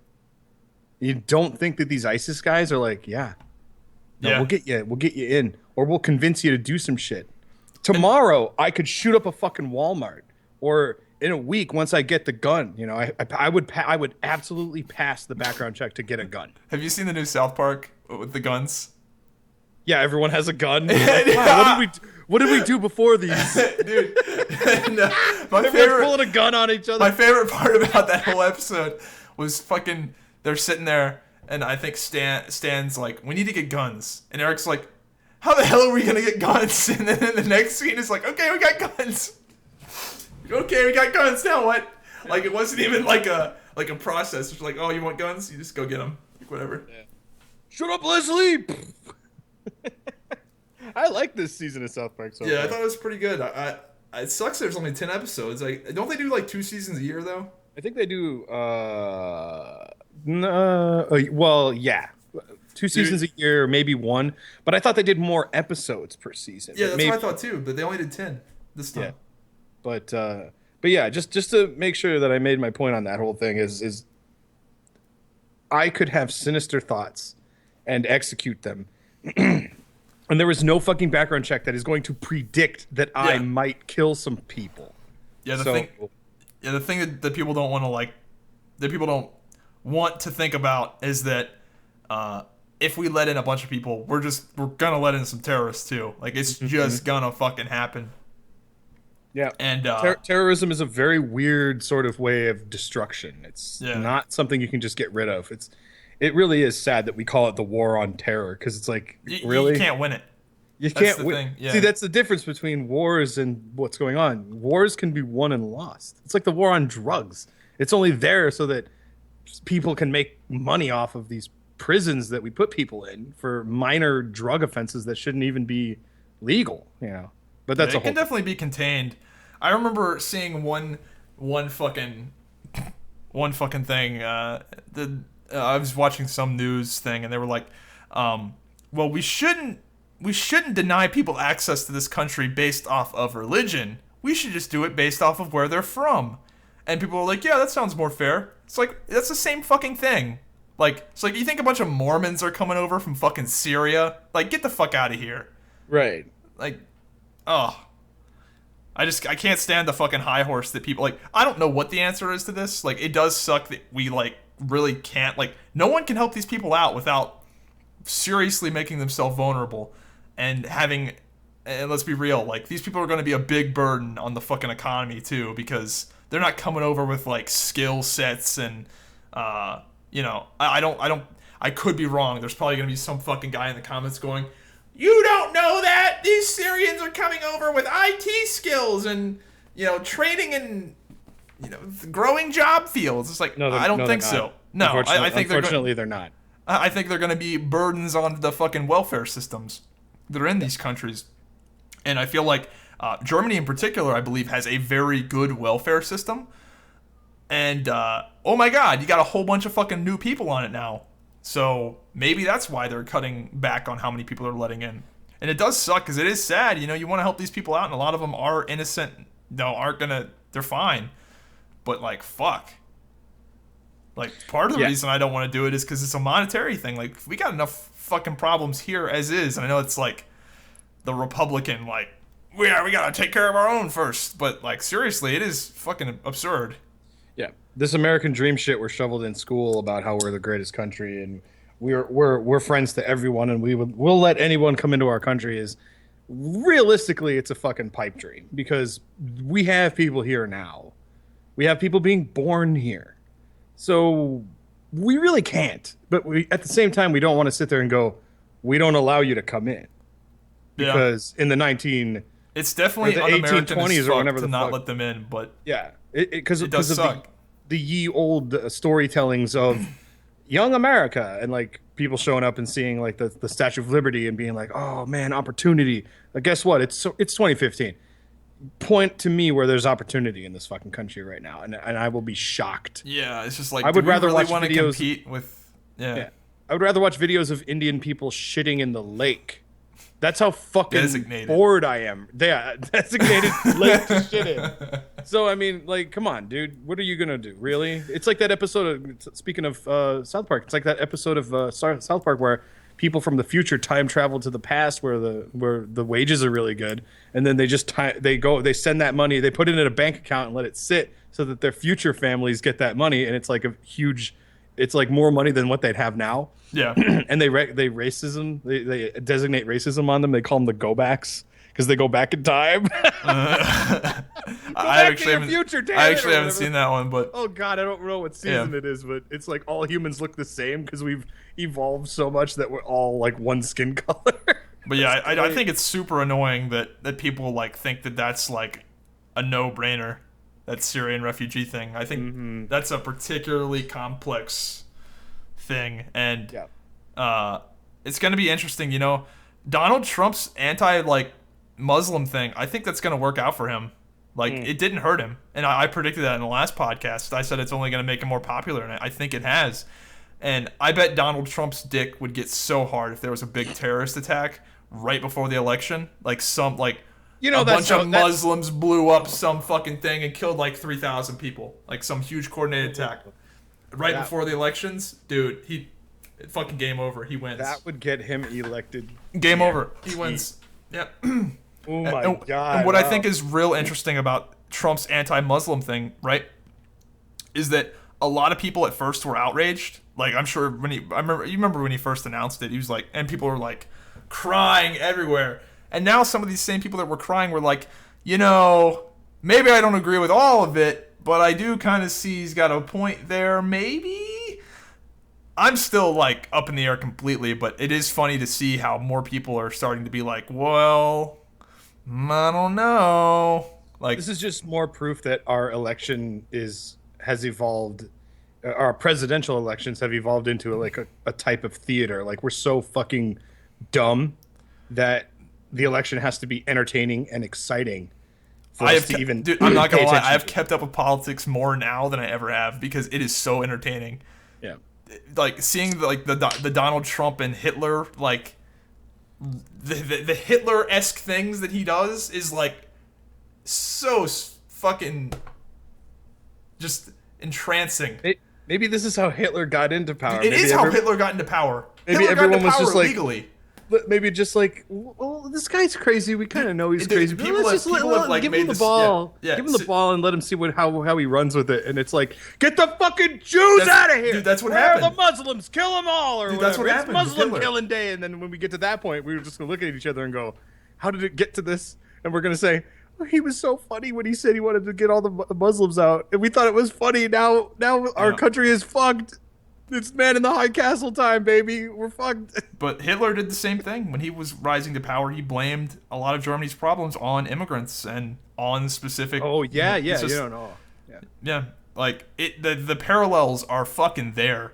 and we talked about this in the last podcast, but you know, hearing him say we're gonna go over there and fucking take the oil, and then people chanting USA, USA, like, what are we gonna invade fucking Poland next? Like, dude, it is insane. If this happens, I hope it happens before I die. I hope it happens in my lifetime because I want to be a part of it. I want to be one of those people who's like, yeah, take their fucking oil, dude. Yeah. Wait, we were kidding, right? This is all just like we're LARPing. No, we really are gonna.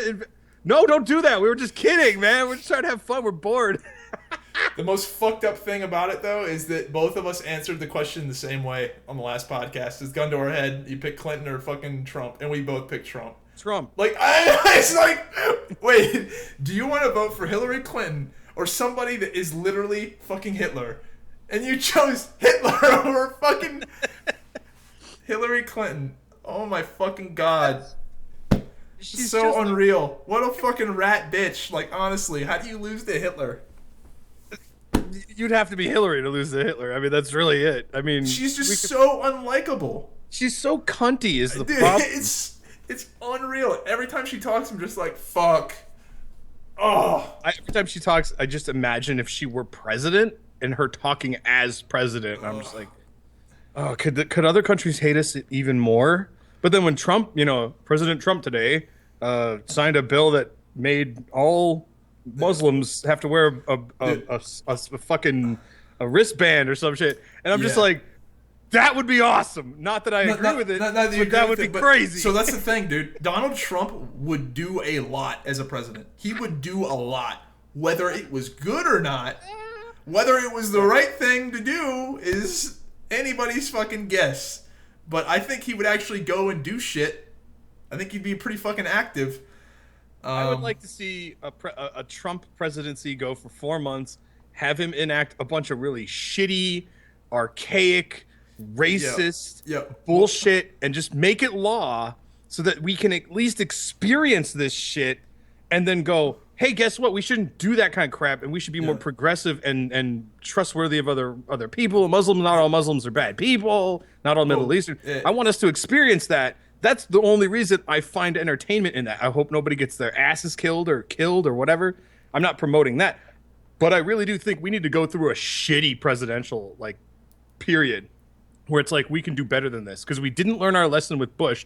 So get the fucking Trump in there so that we can tattoo all the Muslims with a symbol on their arm, and then that will suck, but we'll learn from it. Yeah, what would happen? Yeah, but imagine this situation, right? We elect Donald Trump, and he starts doing all this crazy fucking shit. He bans all the Muslims. He sets up Muslim concentration camps. They're fucking killing them. And we go and we invade whatever, and we take the oil. But the United States is flourishing. There's jobs everywhere. The economy's great. Yeah. Me and you are talking, and we've got all this fucking money. Fucking, where do you live? Minnesota. Minnesota. What was the city? Brainerd. Yeah, Brainerd, Minnesota. It's everybody's got so much money over there now. There's jobs everywhere. It stopped snowing for whatever reason. There's enough global warming that it's not even cold there anymore, and it's it's 75 degrees. And everything's just going splendidly with Emperor fucking Trump being a complete tyrant. But we're just yep, whatever. Yeah. And I'm telling you people, if they do set up Muslim internment camps to hold them prisoner, Brainerd, Minnesota is where they're gonna fucking start, because there's nothing here. What are they gonna do? You would rather be in an internment camp than actually live here. Dude, this should be a fucking Netflix series. Donald Trump fucking he gets impeached, and they let out all the Muslims out of the fucking Brainerd internment camp, and they go back inside. They're like, you know what? I think we'll stay. It's what camp were you in? Oh, Brainerd. Oh man, I heard it was fucking hell there. You damn right it was, man. All these white people everywhere. Dude, there's nothing to do in Brainerd. Once a year there's hot rod races. That's the one thing we do, we legitimately have. We have the Hot Rod Association of America, or whatever the fuck their acronym is, where they do the drag racing. Yep. We do the national finals. We crown like the champion of champions here in Brainerd, and barely anybody knows that. But for that weekend in August, we have a shitload of people here, and you can make a lot of money, but it's not enough to live. Yeah, that's the for thing the rest of though. the year. Is I mean, your situation, like your situation kind of sucks because there's not that many jobs there. But dude, living in a small town like we live in, it's so much cheaper. Like I could do YouTube and all that shit as of my full-time job, and I wasn't making that much money. And I didn't feel fucking poor. That's the thing, was when you live in places like I live in Radford, Virginia. I pay $420 a month for my rent, which includes electricity and utilities and all the other utilities. That's fucking nothing compared to like California. Yeah. Like I'd be like right now I don't make a ton of money at my job. I don't make a ton of money doing YouTube, but I don't feel poor. Like I'm supposed to be poor, but I can buy whatever I want within reason, and I don't know. I don't feel poor, but I still technically am, pretty sure. When you can save up within a short period of time. Like I have a pretty big fucking nest egg.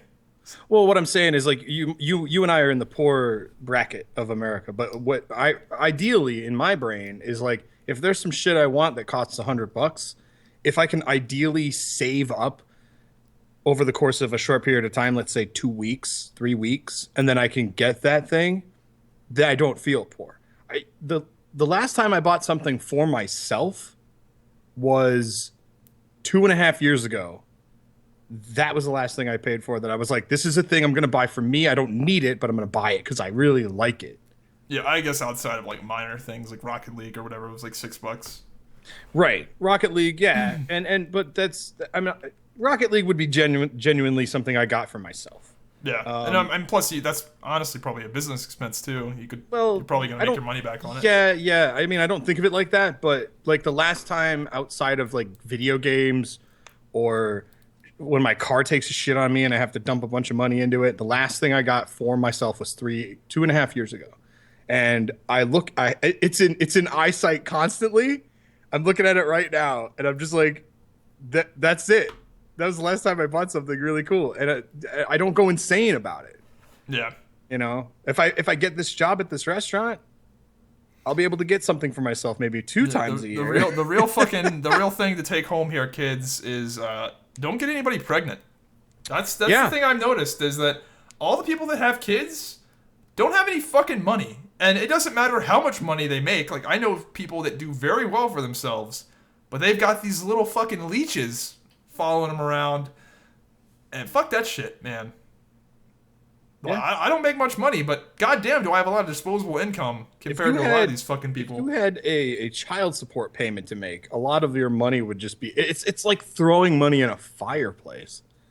It's like, where does that money go? You don't know what it's being spent on. I mean, my dad made that obvious to me when I was a kid. My dad was like, well, is your mom buying you clothes and shoes and shit? Yeah, Dad, she is. So... we're all good. At least you didn't have like some shitty mom that just like went to the clubs, did all that bullshit. Yeah, well, yeah. Then there's those people too, but no, those people exist in a lot more numbers than people realize. Like just Trump will take care of those people though. Trust me. Yeah, fuck poor people. The war on poor pregnant. The war on women. poor. The war on poor. Oh shit! How fucking perfect is that? The war on poor. But see, it could be taken one of two ways. It's either eliminate the poor by giving everyone money, having them starve to death, or there's no longer a poor bracket because Trump is like, just bring them to the middle class. Everyone gets a stimulus package this year. No, that's the new thing. Emperor Trump, we love you. You gave us all $25,000 each. No, the economy's doing way better now. You made a funny right there. No, I don't think you realized what you said, but what you said is kind of funny about making a middle class. What they would do is just bring the middle class down. Like middle class would just be lower. Instead of making the poor people poor, it's just like, nah, you're just now middle class. And all the people who are in the lower class are like, this is great. What are you complaining about? And the middle class people are like, I got kids to feed. Like, bitch, don't get pregnant. Ba-da-da-da-da. Boom, done.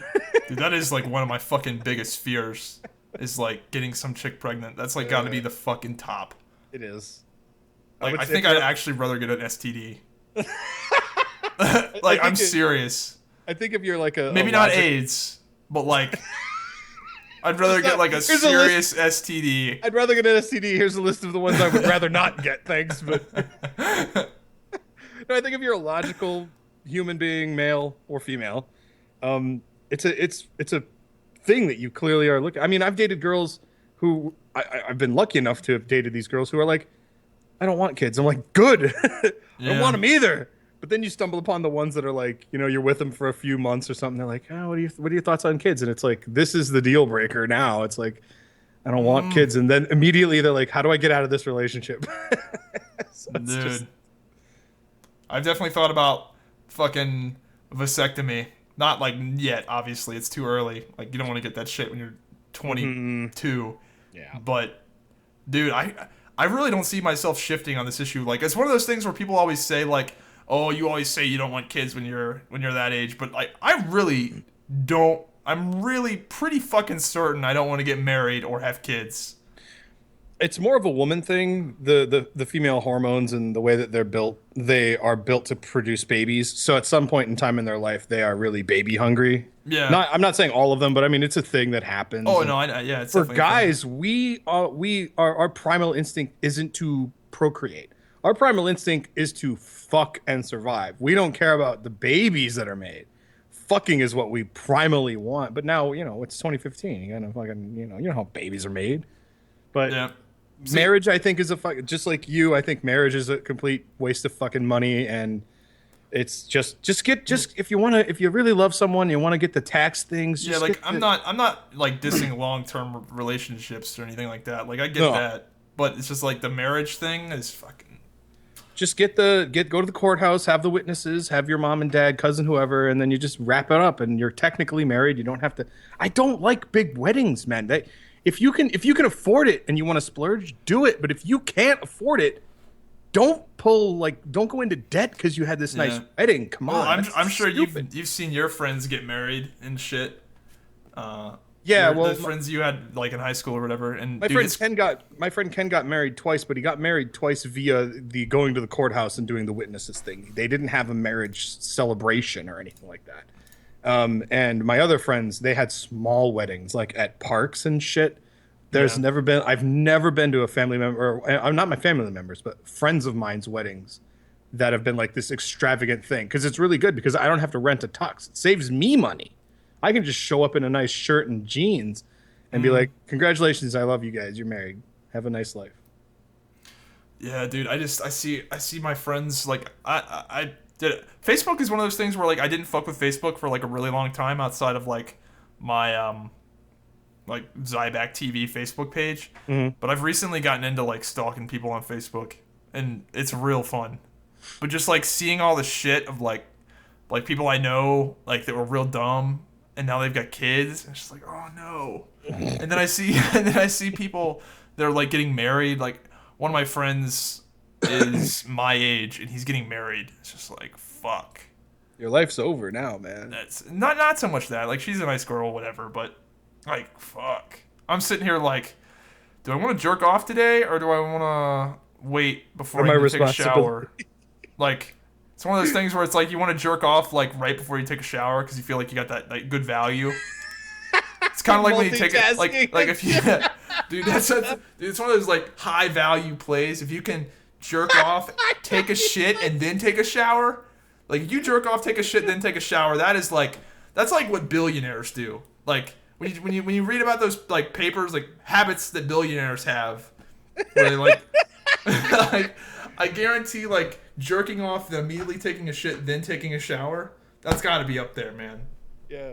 It's just like efficiency at its fucking finest. None of y'all people fucking leaving comments saying, oh, it's gay and gross or whatever. You fucking know. Like, in the back of your mind, you know that shit is efficient. Dude, yeah. Jerk off, take a shit, and then take a shower. I don't do the take a shit part. I just, the shower part. But the jerk off, then shower. Because I don't like, whatever. Anyway. Well, yeah, because you got that no matter how fucking well you clean up, it's just like, that fucking lingering fucking smell. Oh, yeah. You can't do anything about that shit other than just lots of water. And then you take a dump, and then you take a shower, and you're good to go for the rest of the day. Yeah. Yeah. I don't take a dump after though. Take a dump before. The Facebook thing, I'm kind of with you on like not really using it. I where the fuck was I? There's a like a hairstylist place, like a boutique or whatever inside of our JC Penney's, which was like new as of a year ago. Yep. And yeah, I'm not lying. We got a JC Penney's, everybody look out. And one of my old childhood friends, she works there. And I was like, this wasn't planned or nothing. I just hadn't seen her in like a decade. And I was like, whoa, you're going to cut my hair. Wow, great.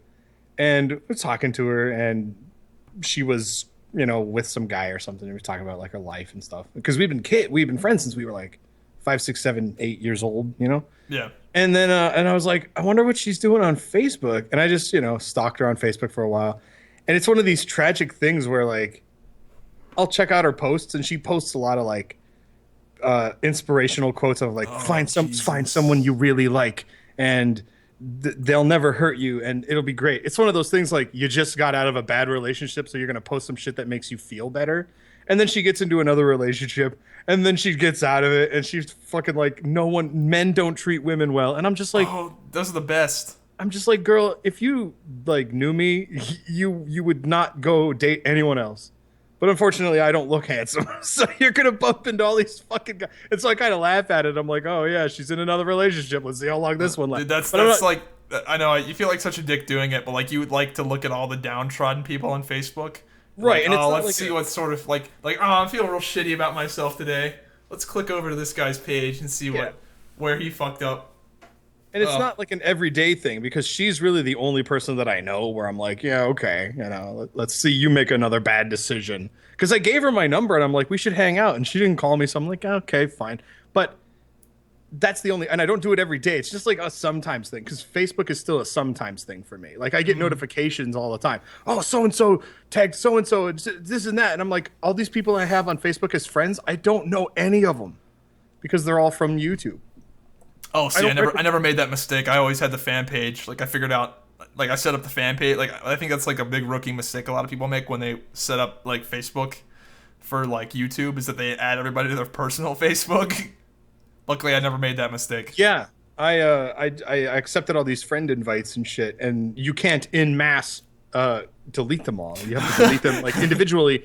And it's like, I know a majority of these people would never notice that I did it, but then there's going to be a handful of those guys who are like, what the hell, Dante? And I'm like, what's funny about this is Facebook, one of their security features for like if they thought you were a hacker, was that they would show you random pictures of your friends, and you'd have to identify who they were to get access to your account again.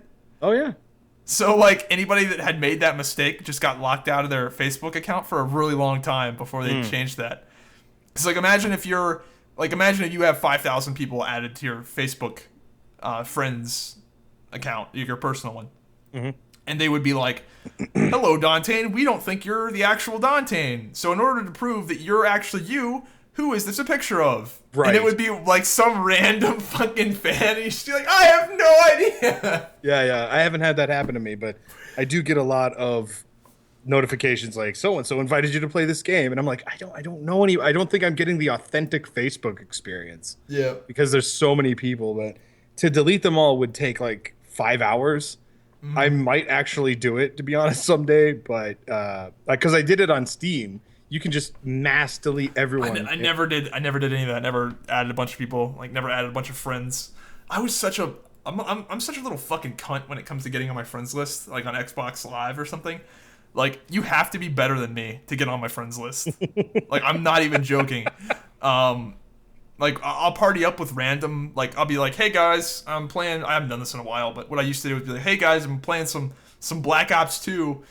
Let me know if you want an invite. So I'll invite people, and the people that I know are good, like the people that I see like putting up crazy kill streaks, I'll add them to my friends list. But the rest of the fucking peons, once they leave, they're fucking gone. So my friends list is like beast. Like I went on Halo 5. I've been playing Halo 5 recently. Not very good at Halo. Not yet anyway. But I'm looking at my friends list, and all these people are like Champion League, which is like the highest league. I'm looking at my friends list like Champ League. And like it is from way back in like 2011 when I added all these beast Call of Duty players. And like I can't even play with these people because they're so much fucking better than me that I'm not even in their division. So. But they're in your friends list. Yeah, when you see a Zybak party of 6 in COD, you're gonna get fucked. Cause yeah, like all my people on my friends list are like 3 KD, 3.5 KD. Yeah. It is well known that the, or I shouldn't say it is. I'm trying to pose it as a question. Is it true that the community is well receiving of Black Ops 3 as it is, like competitive wise and stuff? Okay. I don't know about I would say yes. People seem to be liking the game. It's that's really good because they shit all over I should say they shat all over Advanced Warfare, yeah, like Treyarch Indians in on the beach, you know? Yeah, like designated, man. Designated. But the thing is that Treyarch didn't make that game, so there's 3 companies that make Call of Duty. There's Infinity Ward, Sledgehammer, which is the fucking worst, and Treyarch, which is the best. And Treyarch makes it every 3 years, and so do the other ones. So this COD was good. The last Treyarch makes the Black Ops games. Yep, right? Treyarch makes the Black Ops games, and they're all good. But dude, Sledgehammer is shit. Sledgehammer made Modern Warfare 3. It's Sledgehammer made Advanced Warfare. Yeah, and the next pile of shit they make. Sledgehammer, keep making more Warfare. They're so shit. Like they should be fucking embarrassed. Like they're a fucking disgrace. You know, you brought that shit up in the podcast. I think it was like the second podcast, the EMP Mondays shit. I went back and I watched it. I was streaming. I was like, yo, I gotta share this with all y'all. There's like whatever, 100 people in my stream, and I go to like, check this shit out. I was watching it again. I was like, that's too funny. Not to like gloat about it. No, I remember because it was a nothing video made on the spot.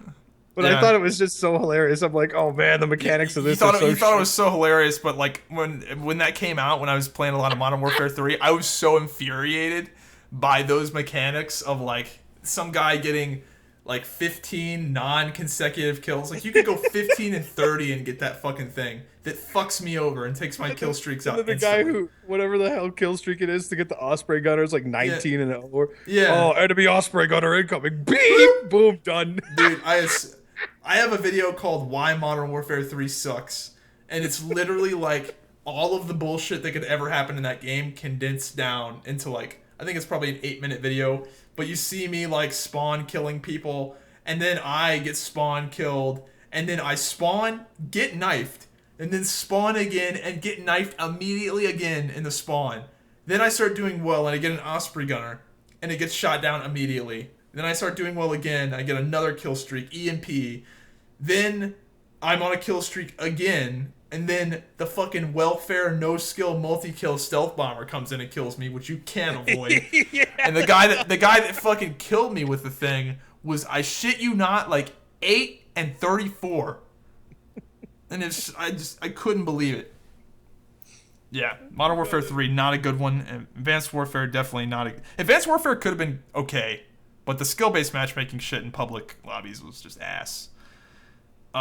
Yeah, that's the reason I bring it up, because like I see Advanced Warfare where it's like you're wearing suits that enhance your skills and you can jump and do all this crazy shit. And then I see Black Ops 3 videos where guys are jumping and they're hovering in air or they're parkouring, and I'm like, that kind of feels or looks like it feels like Advanced Warfare, but apparently it's very different. Yeah, it's not as extreme.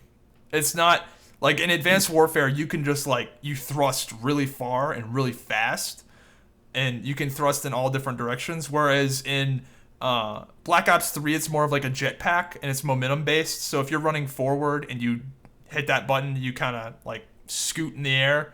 And if you don't have any momentum, then you don't. And you can wall run a little bit. But essentially, it's like it's not enhancing your movement that much in terms of speed. Whereas Advanced Warfare, you were just fast. Like everybody was just fucking sliding around, jumping around, thrusting around really, really quick. And in Black Ops 3, there's like different characters, right? Yep. There's guys with like different perks. I saw a guy who runs really fast. Yeah, that's the only character that has that. They can actually go faster. But yeah, and then there's like the two swords. The guy pulls out the swords and he slams them on the ground and like does like a seismic thing or something. Yeah, that's one of those things where I thought they were gonna fuck that up. Like everybody thought that was gonna be stupid, like those abilities. But they're actually good. They're actually fun. Like they're more fun to use them than you get bullshit deaths from, if that makes sense. Like, But you do have more fun with them than you do get pissed off by them. Do you have to earn those? Like, because I know there's like one where it's like a crossbow or a bow or something. The way it works is the meter charges up with time. So if you do nothing, eventually you'll get it. But the more kills you get and the more objective points you get, the faster it charges up. So like you do earn it, but you do essentially guaranteed get it as well. Like you pretty much get one a game if you're shit, but you can get a bunch if you're doing well. And they have different charge times. Like the more powerful ones, or the perceived more powerful ones, take longer to charge.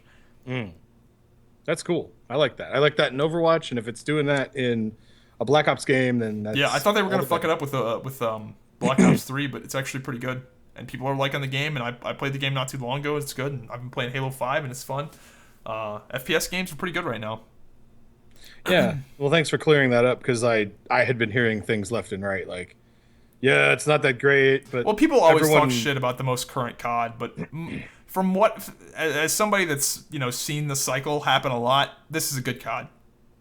Like, people are liking it. A lot of the pro guys are saying, like, we hope that this COD stays around for a while because it's really good. Yeah, and we know good. Eventually one will come out where it's like, even Dante can get a golden gun in this piece of shit. And that's the one that they don't want to play. Yep. The past COD games have just been shit. Like, I have hope for Infinity Ward because Ghosts wasn't a bad game. It was just kind of boring. Like the kill streaks were just dull. Like the gameplay mechanics weren't bullshit. Like it was a played safe development. Like don't do anything crazy. But like the maps weren't bad. They were just a little too big, a little too boring. Like they just looked boring. They were just gray and everything was like a burned out building, and they didn't have that like colorful, like with Black Ops 2 for example, everything's like colorful. In Black Ops 3 there's colorful stuff. Ghost was just very, very, very boring, but it wasn't a bad game, I don't think. So I have hope for Infinity Ward, but Sledgehammer, they're just shit. The next Sledgehammer game I probably a lot of people won't buy. Like they have no idea what they're doing. The fact that they didn't take out the skill-based matchmaking in the public unranked games, it's still not out after so many people talk shit about it, and they took it out of Black Ops 3. They still haven't taken it out. They're just fucking inept. They're fucking morons. See, watch now. Sledgehammer will be taking the feedback of people like you and me, and it'll be the best other game people ever. And it'll be like the sleeper good COD. Yeah. Like, oh, it's the Sledgehammer one. Trump. That'll be about time Emperor Trump is fucking... Trump gets elected. And he's like, I made it. We talked to fucking Sledgehammer. We did it. We got him. And it's like, no more skill-based matchmaking in pubs. It's his fucking... And the game is about like uprooting Muslims from their homes. The campaign will have something like that, and they'll have mocapped Trump's face in there as president. Yeah, apparently the Black Ops 3 campaign is really good too. I've seen some stuff like some. I've seen some shit. Dude, in that. It's like real brutal. Like, yeah, really brutal. Like you talked about, I think in the last podcast a little bit, but I looked up some gameplay and I was like, holy fuck, he wasn't kidding. This shit is fucking rough. It is immersively brutal. Like, yeah. It's uncomfortably brutal. Let's be honest. There is a part in the campaign that is brutal, but it's done really well. If you think there's multiple parts, like the part that you were talking about at the beginning, I haven't seen that, but there's other parts that are equally, maybe not equally. I don't know how bad what you saw was, but the COD campaigns are always kind of good. Like I remember the Modern Warfare 3 one was like you played as this soldier and a nuclear bomb goes off and he's in a helicopter and it crashes and you're just like, and he's just crawling and you're like, did he die?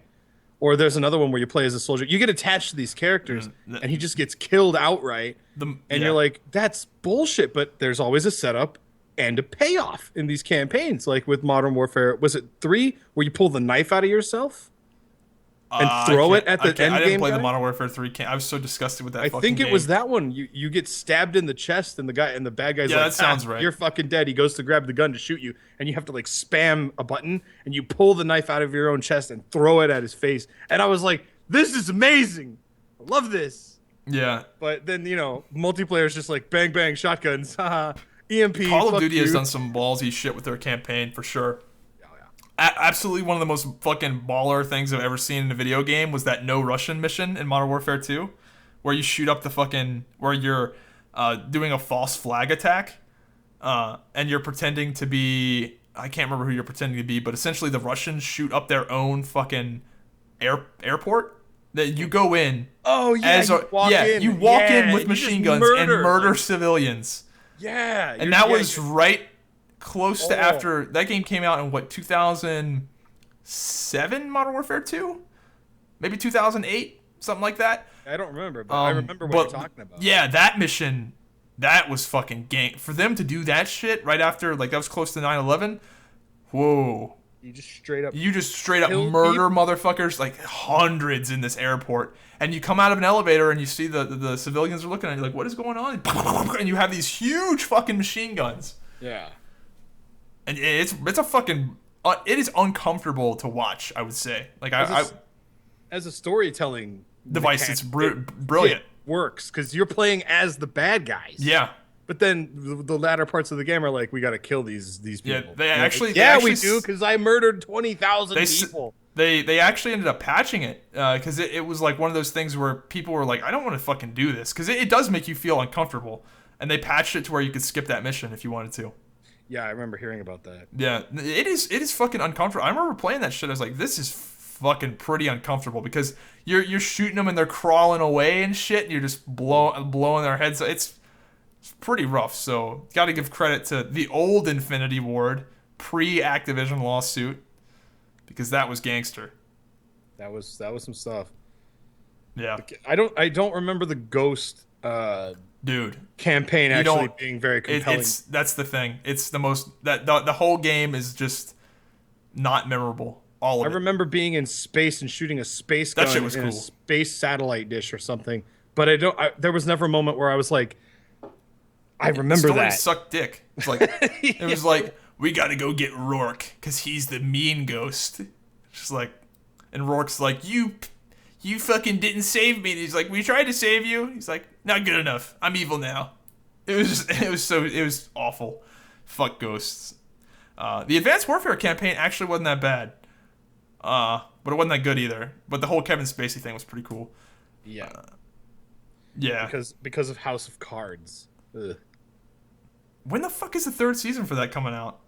God damn. I don't watch the show. I just know that he's the president. Oh, yeah, it's really good. I like that show a lot. I was late to the party on that one, but it's good. I'm still watching Man in the High Castle, and believe it or not, because I'm quite older than you are, for a nostalgia trip, because Halloween's like my favorite fucking time of year, I decided to find a copy of the complete collection of the Tales from the Crypt. So I'm watching those, and I'm just like, now I'm fucking 10 years old again when I watch them. It's fucking hilarious. So I've got a few more decent topics here. I was gonna bring this one up a little earlier in the podcast because it was gonna transition well, but I just forgot about it. We had way too much Trump and people pooping. Yeah, we were talking about the deficits and shit. Do you know that the fucking how much money is in the student loan system right now? Like how much money people have taken out? I know it's not like the collective amount. I know it's a lot. It's it's a $1.2 trillion industry. The student loans industry is $1.2 trillion.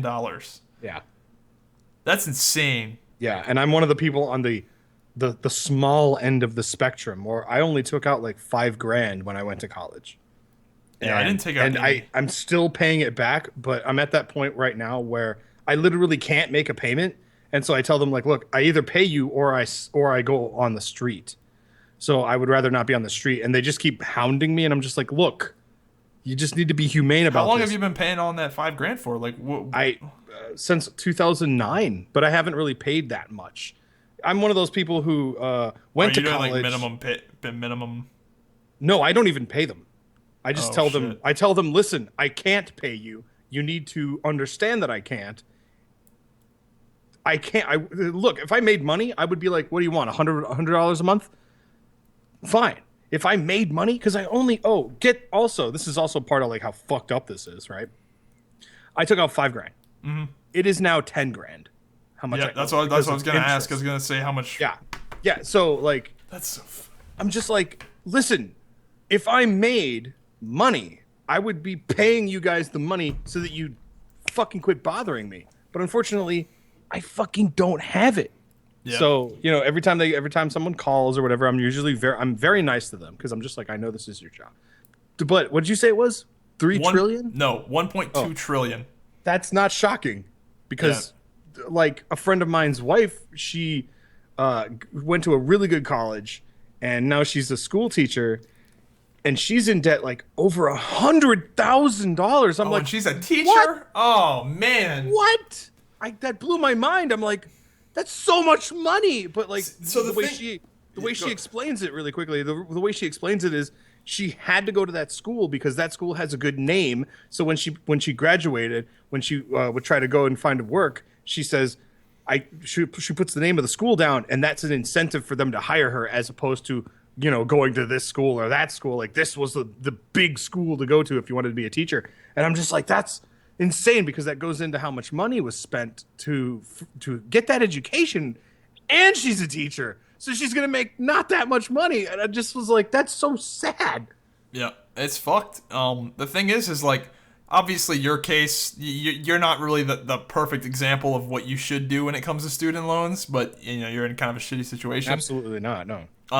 But the thing is like, even if these people are paying their student loans like on time and being good about it, the thing is that the student loans, they are very cheap in terms of the interest rate you pay. Like if that was a credit, if what you had was a credit card debt, like you'd be like, oh yeah, it'd be like 50 fucking grand. I'd be dead. Yeah. Yeah. Someone would have came and. But the interest rates are really low on these student loans, and they're the cheapest loans you'll ever get. But the thing is that the principal loan is so fucking high. The amount of money people spend is so fucking much that even with the interest rates being low, it's just a crippling amount of debt. And a lot of my friends are getting out of college now, and I see this shit where I didn't go to college at all. I've still got all my fucking college money that's invested, and actually investments are doing real fucking well. So kudos to fucking dad for being a beast and investing that shit well. Yeah. But they're coming out of college and they've got just crippling amounts of student debt, and they're in. It's just not worth it, man. I feel like, I mean, I'm not gonna say it's not worth it. It depends on what you're doing, really, but it's not as worth it as it used to be. I'll say that. I think that's a fucking given. The way that I look at college is the way that some people look at how their life is meant to go through from start to finish. Like you go to school, you finish high school, you go to college, you get the degree, you get the job, you get the girl, you get the dog, you make the kids have grandkids in the future, you retire, and then you're dead. A lot of people look at it like that's what I'm meant to do as a person. The college part of it is kind of fucked because there's a catch-22. You have to have money to go to college, but then you have to spend so much time taking the classes to where you cannot work a full-time job and go to school full-time at the same time. Yeah, it's rough. It's a little fucked. So you will always come out of it in debt. And there really is no guarantee, depending on what your major is or what it is that you're going to be doing after you're done, that you're going to make the wage or even get the job. I know guys who, when I first went to college, I went in for computer animation technology. And I have friends still today who are like, I finally got hired at fucking DreamWorks or whatever. And I'm like, congrats, dude. But that was so long ago. That was like 9 years ago when he graduated. I'm like, what have you been doing in the meantime? Well, fucking around. Yeah. It's just like, that sucks. You should have been totally hired immediately, but that's just not the way it works. I can't imagine being one of these people that, and this happens all the time, where they go to college, they get their degree, and then they find out the field they hate, or the field that they specialized in, they hate. I mean, It happened to my uncle. He went to school to be an engineer, and he was an engineer for a long time, and he did it for a while. But he fell out of love with it. Whatever, it happens. And then he went back to school, became a school teacher. He's got plenty of money. Whatever, he could do it. He could just retire if he wanted to. But people they go to school and they find out they didn't really like that. And that wasn't as big of a deal back in the 80s and 70s and shit, because college didn't cost as much. You could go back to school and do whatever. And there's a lot of people that go to school to be in medicine, and med school super fucking expensive, obviously. And the thing is that a lot of doctors, they just don't fucking make it. Like, there's a lot of people that being a doctor, it's got to be tough, man, because you can do everything right, and that fucking guy could still die on the table, and you just got to live with that shit. So, takes an exceptional person to be able to do that sort of shit. You know, everybody hates the cost of healthcare, but there's a reason it costs so damn much, man. Those people who give up their fucking lives to do that shit. You have to go to school forever to be a doctor. You have to spend so much fucking money, and then by the time you're a fucking doctor, you make a good amount of money, but you have to spend so much on malpractice insurance and all this shit, man. It is fucking brutal to be a doctor. So I can understand why it's expensive, but man, fuck. But yeah, I've seen all this shit with student loans, and just all my not all my friends, a lot of people I know, just crippled by this shit. Just because the principal loan amount is so much, and these colleges can charge whatever they want, because it's ingrained in these kids' heads that they have to go to college, because they've been told that constantly. Like, oh, we got to go to college. I want a good job. You got to go to college. So these universities can be like, fuck it, we can charge whatever we want to, because the kids that are going to college, they're 18 and they're so disattached from the cost of it, because they just assume it's a given. Like, oh, yeah, college is expensive, but I got to go to college, right? So these universities can be like, fuck it. They don't give a shit if they pay 80 grand for it or 130 grand for it. Like, because if you think about it from the mindset of an 18-year-old, and he's dead set to go to college, does it really matter to him if he's going to pay 60 grand for it or 100 grand for it? Like, right. And if your parents have saved up for you to go to college, then that's a different thing altogether. But then people like your uncle really kind of are produced by this college system now, where it's like your uncle might have not really been in love with being an engineer while he was in college, but it's like that whole idea of, well, if I quit, I won't be able to get a job to pay this money back, so I gotta keep going. Yep. And then you have these people who just end up hating the decision that they made because they wanted to try a class and go, I want to try and be an engineer. I think that'd be cool. Whoops, now I need to complete my college. This isn't fun anymore. My friend Kenneth changed his major 3 times. Like, now he wants to be a psychologist. I'm like, you were in school for fucking IT and network development. Now you want to be a fucking psychologist? Like, none of those credits will transfer, Yeah, but it's fucking crazy. Like, it sucks. I don't regret not going to college at all. Like, I feel like that's something that people would probably assume that maybe I would regret doing. I went straight out of high school. I started working. I worked for myself doing this YouTube and Twitch thing. It was an insane moment in my life. I don't regret not going to college at all, because I think a lot of people would see that as like wasted time. Like, oh, what did you do for those 4 years? But I don't think so at all, man. I learned a fuckload in those 4 years, and I picked up skills that are hireable. Knowing how to fucking get on Google search results without paying for it. All of that kind of stuff I learned directly from YouTube. And, what I do now has nothing to do with anything I learned through traditional education. Mm-hmm. And what I do now has a lot of value. Maybe not right now, but once our younger generation grows up and has more spending power and is buying more things, internet relevance is gonna be a big deal. And I'm seeing it now with what I've been doing. You might look at the Harvey's GM YouTube channel and be like, doesn't get that many views, but people have come in off of those videos and been like, I saw your video on YouTube, I want to check out that truck.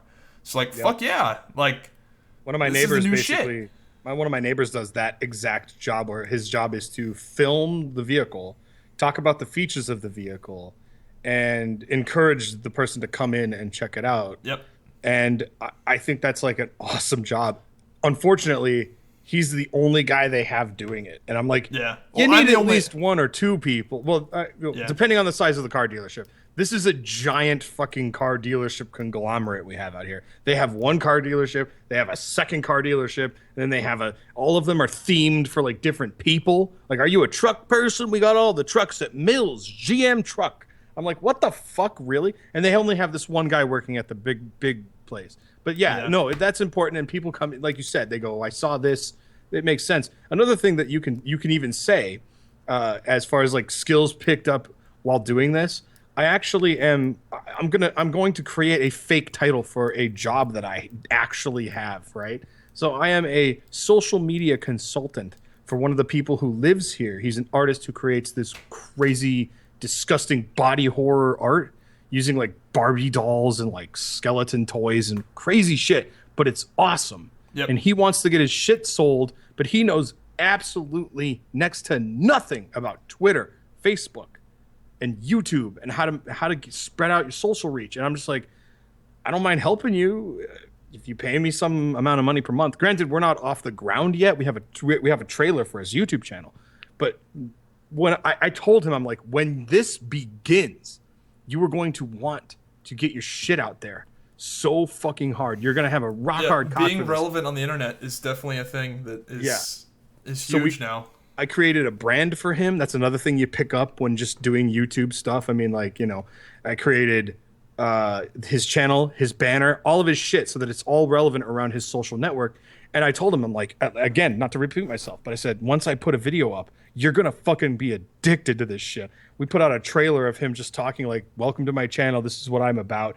And then like the next day he's like, dude, 500 people have seen this video. They're asking me about my art. I'm like, yeah. He's like, I want to make a new video. We need to make more. And I'm like, well, he doesn't know how.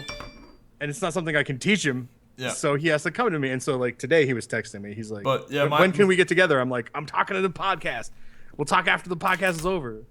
So, but yeah, my family members and stuff, they were pretty like blown away because like that's the thing is they need young blood in there because it's an old established business and most of the people that are working there are old and they were blown away. Like I was putting like I take a lot of fucking pictures of cars. A lot of fucking pictures. I spend a lot of time with my video camera. This is what I do. But I'll take pictures of cars and I'll put them up on, I'll get them up on Google Images through various means. And the amount of traffic that those pictures get, they just couldn't believe it. And they'll get, the pictures have gotten, millions of views like collectively, just from people like image searching 2015 Silverado and they see ours with our Harvey's GM watermarked and, getting that relevance there is big now. And that's a skill set that you can't learn. Like you can't go to college and pick this shit up. And this is not a fucking class. Like sure they might teach marketing classes and all that shit, but if you're doing the same shit that everybody else is taught, you're not going to get anywhere. Me and you and all the people that do YouTube and social media as their careers, like, we're the ones that actually know how the fuck to do it. That dumbass textbook isn't going to tell you shit compared to all of the what's the word I'm looking for?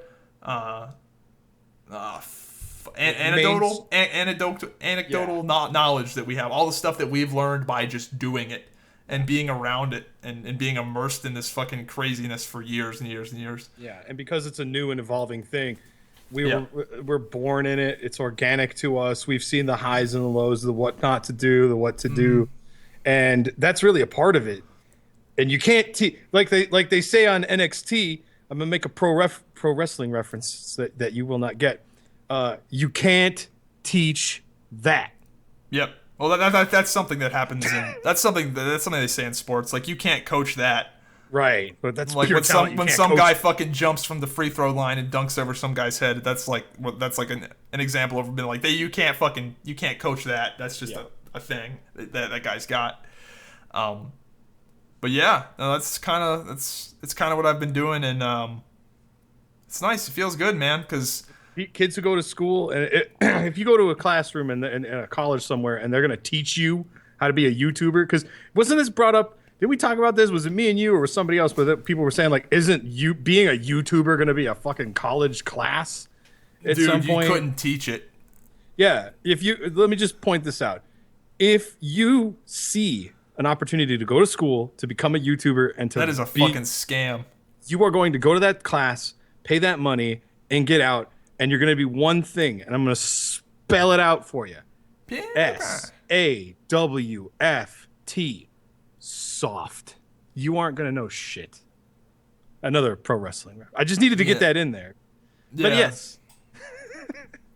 I feel like I have to make one every podcast. Yeah, you can't just to be learn. like, You can't like. Sure, you could pick up some things, but I feel like it evolves so much that, like, if you just look at like the amount of money like General Motors has spent so much money trying to get an online, like a relevant online presence. They've got a YouTube channel where they've got amazingly produced videos, but they don't really do that well, because they don't have the right like attitude towards it.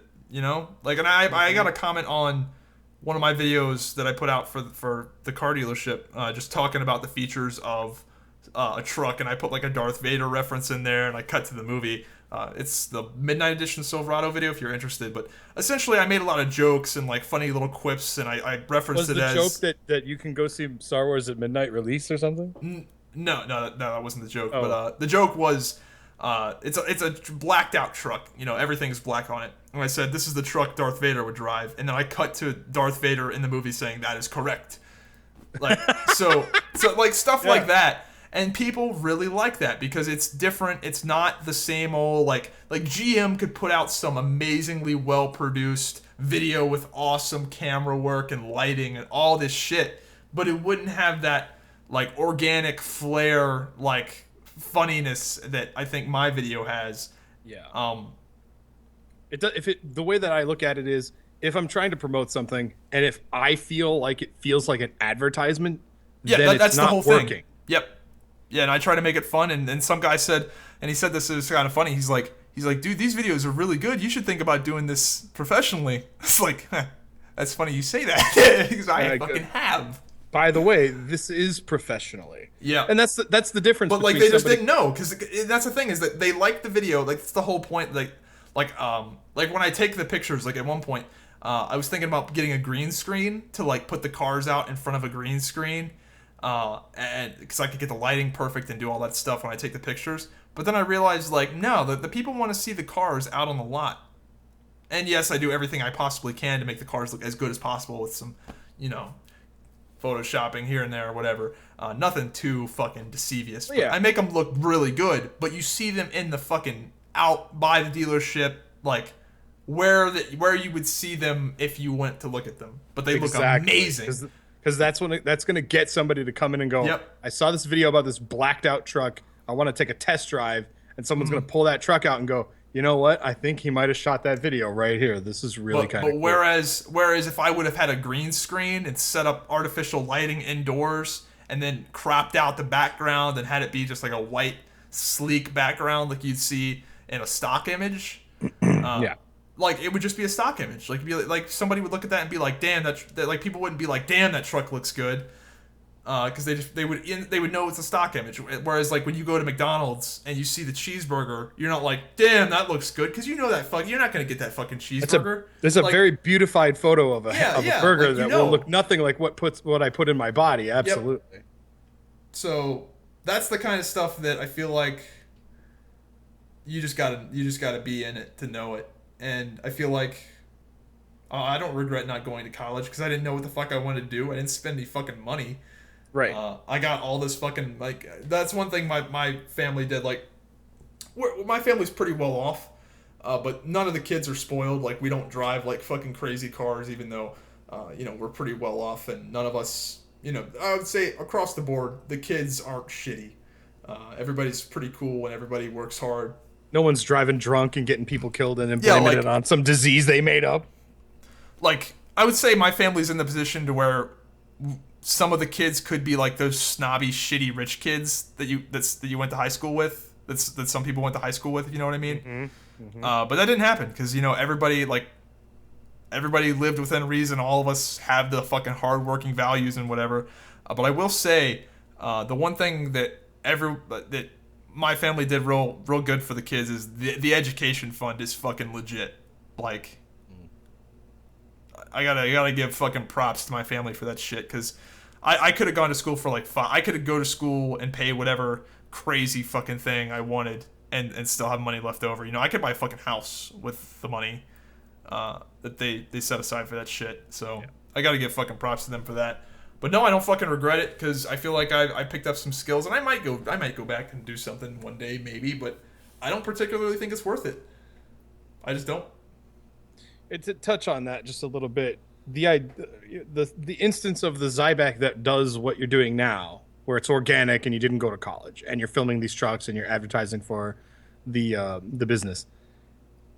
If you had went to college and graduated with like a minor in videography and a master in marketing yeah. and you were then hired by where you work, the videos would be vastly different. They would be worse. That sure. person, that version of Zybak would need the version that you are right now to give him advice on, a Darth Vader joke would be good in here. But that version of you would not think of that because you would be running on this fucking pattern. Yep. And it's like, this is what works. It's like, no. And that's why like things like the Skittles guy, whenever he touches anything, turns into Skittles. And like at the end of the commercial, he's like very dead and cold inside because all of his loved ones are dead or whatever. That comes from like completely organic things and thinking outside of the box. That shit would never be produced by somebody who came out of the system.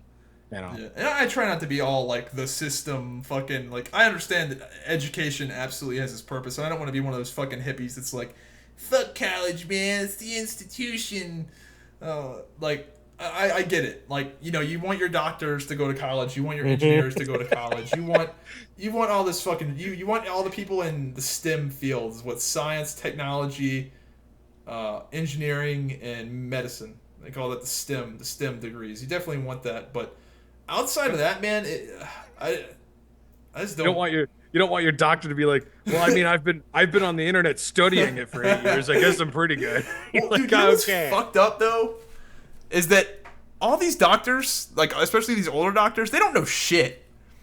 Like, you can only know so much, and I feel like Let me just back this up really quick. You just said I want all these motherfucking people to go to college and be well educated. Well, By the way, some of these old fucks don't know shit. Dude, no. But if you go to the doctor's office, like they use the internet, like if you go to the doctor's office, he'll like fucking Google some shit. Like, I'm not even joking. Like, it's not talking shit about doctors because their job, there's so much to know that you can't fucking know it all. So I feel like a lot of what doctors do is they know how to interpret the stuff they read, I guess. Oh yeah. Because they can't know it all. Like, they just fucking can't. I'm sure there's somebody in here that's probably studying medicine that could probably agree to this. Like, there's so much that you can't possibly fucking know it all.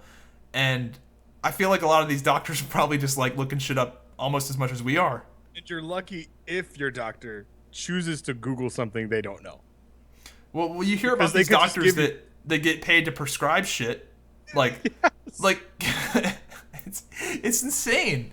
Like, penicillin still works, doesn't it? Fuck it. And some of it is like the pill companies will come to them and be like, look, if you have somebody coming in saying he's got heart pain, we have a pill for that. So, like, they're almost being conditioned to, like, know. Yeah. It's crazy. Like, I don't know. I just think a lot of people probably think of doctors as this is like all-knowing, omnipotent fucking being. Where omnipotent doctors. Yeah, omnipotent. Yeah. Well, no, it's just impossible. They can't fucking know. Like, if you go to the doctor with knee pain, he's not gonna be like, "Oh, your knee pain is this." He's probably gonna be like, "Well, I don't know. Let's try some shit." It's just like, whatever. Well, that's where those commercials come from, where it's like, do you suffer from this disease and did you take this drug? There's a giant, I can't think of it right now, but it's like when a lot of people are suing the same company all at once. Class action lawsuit. Class action, yeah. You could be a part of this class action lawsuit. It's like, that's where that sort of shit comes from, where it's just like, we made this knee pain pill, you take it, and then it gives you liver cancer. And it's like, are you dying? Well, fucking, come on, let's sue these motherfuckers. The funniest shit ever is like, it's like, do you have chronic elbow pain? It's like, if you do, you should take blah, blah, blah drug. And then it lists off the side effects of, like, instant combustion, like death, suicide, chance of heart failure. Just like, fuck, man, I'll take the elbow pain. It's funny because we're talking about effective marketing, right? With you and the cars and stuff.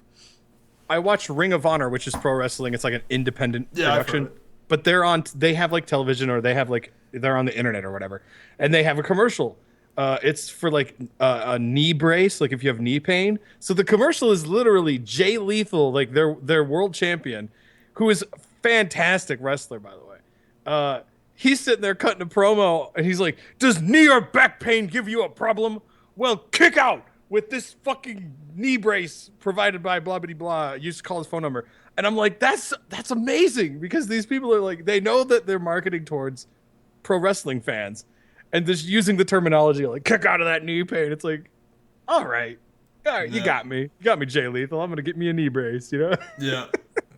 Whereas marketing science college guy would be like, "Get this knee brace. It works. Call 1-800-555." And a huge disclaimer at the end, like legal disclaimer, like stupid. I think they have to include that by law. I think those fucking disclaimers, like for the Of course, side effects and if stuff. they're doing crooked shit, they have to. Well, I'm pretty sure all of those fucking commercials that list the side effects don't do it because they want to. Like, I'm pretty sure that's like required. Like, why the fuck would anyone ever do that? I don't disagree that they're required, but when it's like 20 seconds of like that really sped up voice, where it's like yeah, that I get questions on. But when it's like a normal drug or something, it's like done. That's fine. Like we're not legally obligated to do anything if you die of this disease. It's like, oh, what disease? What? I thought it was just a knee brace. yeah, really. Coated in anthrax? What? Why?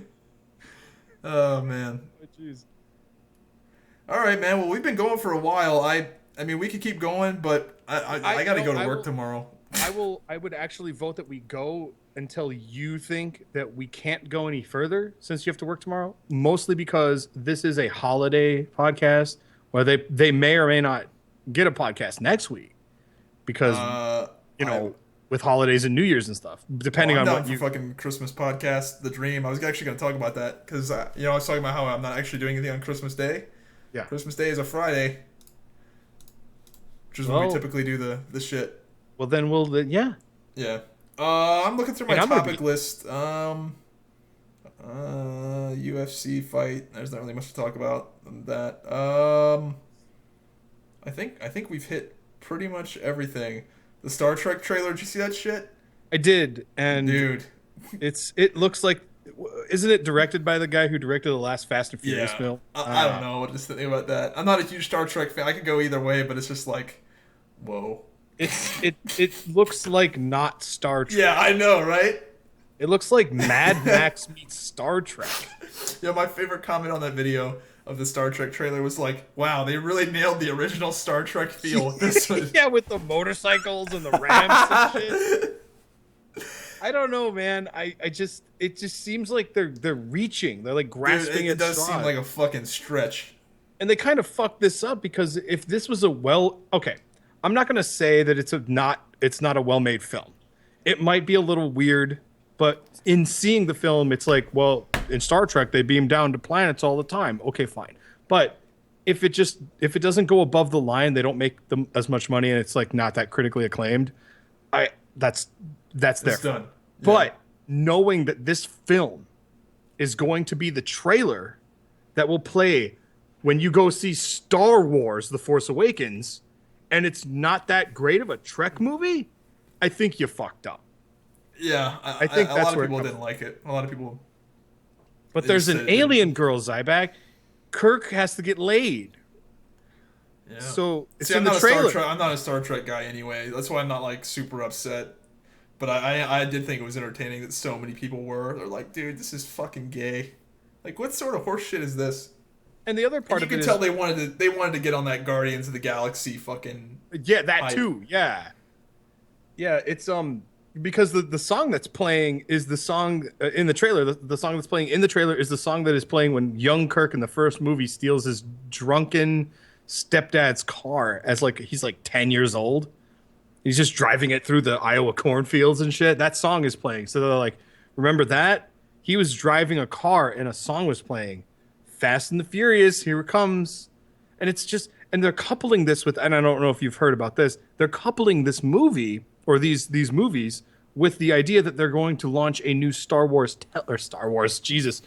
Trek television show. Oh, fuck. And this is your Star Trek movie?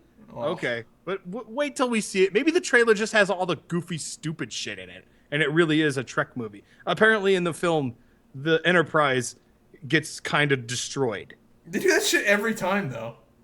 Not every time, but you know, this is like they're out in space and it's like legitimately being killed. Like they'd have to rebuild it. And I get that there have been different Enterprises, but you know, don't lose your core audience. Don't jump the shark, Star Trek. That would be very bad for you. Yeah. That's kind of like Star Wars: The Old Republic. How did you fuck that up? That's kind of like the mindset that I have when it comes to this film. I didn't think Star Wars: The Old Republic was that bad. I had a lot of fun with it. It wasn't awful bad, but the amount of money they spent to make it is like atrocious. Crazy. It's like $300 million. Yeah. And then all those goofy cringe photos of like the dev team, and they're like, we all got Star Trek: The Old Republic tattoos on our shoulders because we love this game so much. And then those guys fucking got fired. And they all got fired. And it's like, oh, dude. What the fuck? I forgot about the tattoos. I do remember that. That was awful. Those guys got Star Wars: The Old Republic tattoos and fucking got fired. I wonder what... Like a month after the game came out. Yeah. I would love to be a fly on the wall in that situation where it's like, was it like an organic thing? Like, yeah, let's all get tattoos. We really love this game. Or was it, okay, here's the memo. Social media-wise, we need to look like we love it. We're all getting these tattoos. Company's paying for it. We're all getting these tattoos. With SWTOR, they just prioritized wrong. That's all it was. I didn't think the game was bad in terms of like mechanics or quality at all. It was just that they put so many eggs into the leveling up basket and the leveling up experience and having that story of just a lot of story. Like you can play Star Wars as like a single player campaign that's like the length of the fucking Witcher. Yeah. It is huge. And it's longer than that if you count all the characters and all the shit you can do. And, dude, it's huge. They put all their eggs in that basket, but people were just fucking spacebarring through that shit and not caring. And they didn't put enough money in the end game. That is there for those kind of people who enjoy that kind of stuff to enjoy. Yep. And that's fine. But if you're spacebarring through it, it's like, okay, come on, let's... And here's the thing. I only want to touch on this lightly. We'll say this will be like another topic that I want to talk about. But I'm only going to talk on it lightly because I don't want to talk about it for hours on end. I was streaming. I'm leveling up a Necromancer in Guild Wars 2 because I want to play a Reaper because I don't like what they did with Warriors and Berserkers, which apparently the feedback is Berserker is like the fucking best damage in the whole game. When you go to these raids, because there's apparently raids in Guild Wars 2 now. I touched on this topic of my opinion was that I had said I feel like Guild Wars 2 is a near perfect MMORPG. But the things that it doesn't have keep it from being perfect. And those things being an actual end game that rewards you with loot for your character to grow. That's kind of a fucking big deal. It is a chunk of the genre. But everything around Guild Wars 2, the story, every 2 weeks you get like new story shit. I think the PvP needs some fucking work. The downstate was one of the things we both agree. I said that. I was like, get rid of the downstate. It's silly. It's just there to sell stupid shit in the gem store. You get rid of the downstate. You put in player prestige. You put in treasure hunting. You know, randomly, maybe a boss in a raid will drop a weapon that has like a really cool proc on it that I don't know does something interesting that kind of makes you want to get it. That's kind of a lot, though. What do you mean by a lot?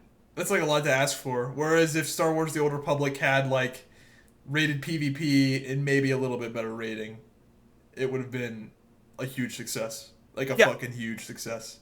It's just, I don't think it's a lot to ask for because, in my perspective, it is what made MMOs work for so many years. And then people are like, we got to do something different. So then they take out the things that make MMOs work. And now you have games like Blade and Soul and Guild Wars 2 and Black Desert and Crowfall, which, by the way, my friend is in the pre-alpha, which I also laugh at the fact that there's a pre-alpha. That shouldn't even be a real thing. But he streamed it, and I was watching him. Huh? Who is it? Raven Noble is his Twitch channel. Yeah. My friend. I'm pretty like in deep with the fucking Crowfall community. I don't know who he is, but that's why. Oh no, asked. He's not. He's not deep. He just like was like, I guess I'll stream it. Well, if he's in the pre-alpha, that means he put up at least $100. Yeah, 150 or something. what I watched was entertaining enough. It's I pretty get bare it. bones right now. It is. Even the castles and shit like have like some sort of blueprint decal on them. Like this is barely finished. But what I saw was okay. But the thing is, when people ask me about what do you think of Crowfall, like there's not. What do you mean? What I think of it? It's barely made. There's it's nothing mainly to think what you about. think of the vision. I think that's the real question. I like the what do vision. you think of the vision? Because I think that's the only real question you can answer right now. I like that when you kill a motherfucker in that game, or at least in the game mode I'm seeing, you can take. I mean, a person. You can kill another player and take their gear, take their shit. Yep. If it's the same class as you, and you're like, oh, this guy had epic shield and mace, you steal that shit. I love it, but currently you don't get to keep the gear, so I'm not sure if that's the way right now. It's combat testing. Like it's not a persistent world. It's not the game at all. Like that. What you're seeing right now is not the game at all. What they did is they just said 3, 2, 1. You guys spawn in a box. Go kill each other. That's what it is. Yeah. And your character is brand new at the start of every single match. No gear. And you can kill monsters now in the game. You can kill monsters, and they drop and they drop some shit. Yep. And then you kill each other. That's all it is right now. That's not anything of what the game is actually going to be. It's just that they created that little fun game mode to get people to test the combat and actually have a little bit of fun at the same time. Yep, and that's not a problem. A word to whoever the hell is making Crowfall. The giant. Is there a giant? What the hell's the big guy with the axe? Big axe, yeah. The champion highly suggests that you change what his back muscles look like because it looks like an upside down man's ass that has a streak of shit on it. I'm not lying. Look at that shit. It looks like an upside down, really toned butt with shit coming out of it. It looks have to bad. Look at that again. It looks really bad. But it's fine. It was fine the way it was. But again, looping back around to the whole Guild Wars 2 thing, people think I fucking hate the game, and I don't. It's just if it had end game with like loot and just fucking dude, you know what I'm talking about. Like yeah, that whole, I know what you're if this about. thing drops off this boss, it'll be fucking amazing. Yeah, there's no player prestige in the sense of like you don't go into the city and you're like, oh my god, that guy's got that thing, or look at those guys, they did that thing and it's really cool. I can't wait to do that. Like, I mean, hell, there isn't even an inspect option. Yeah, there's no like stars. There's no stars in that game where it's just like look at there's no Wreckful, there's no fucking Paragon, Raiding Guild. Well, there are people. There are stars. They fly them out to fucking Seattle, Washington, where ArenaNet is. They get in fucking fake ass taxis and pretend. No, that was out in LA, but like they actually do fly people out to the ArenaNet headquarters when they do like special events and shit.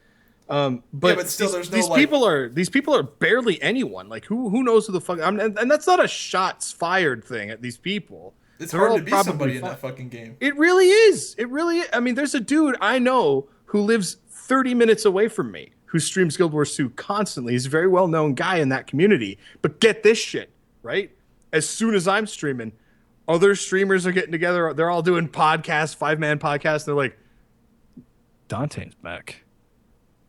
He's a fag. And they just talk shit about me. Well, they have a point. I mean, look, their whole thing is like, where's he been? Well, now that he's out of his contract. Do they shun you? Are you like the fucking... Yeah, I'm like the black sheep of You're like Guild the Wars. fucking... what do they call it? The people that don't believe in electricity? Yeah, they're the You're the Amish guy that came back to the fucking village? Yeah. After like... stepping away? I had my chance to not be Amish, and then I changed my mind. Yeah.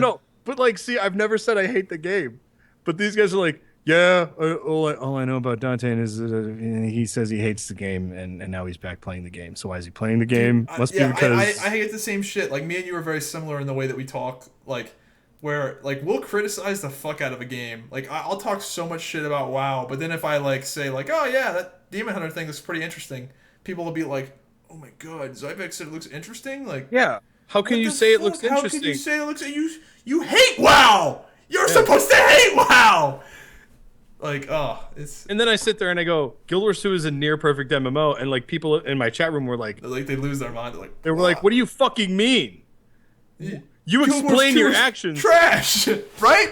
And it really is only like a couple things that would make it great, but... And no one's sitting there going like, no, don't do that. Everyone's like, yeah, cool. Endgame loot, prestige, treasure... excuse me. Treasure hunting, that sort of thing. No one's saying don't do that. Everyone is like... going, This fucking guy's he's a faggot. He hates WoW, or he hates WoW and Guild Wars too.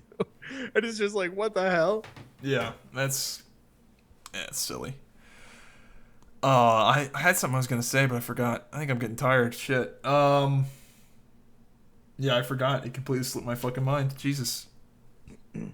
Well, I'm all out of topics. I don't know about you. Roman Reigns is the champion. Oh fuck. Monday Night Raw, they Dude. crowned him as champion.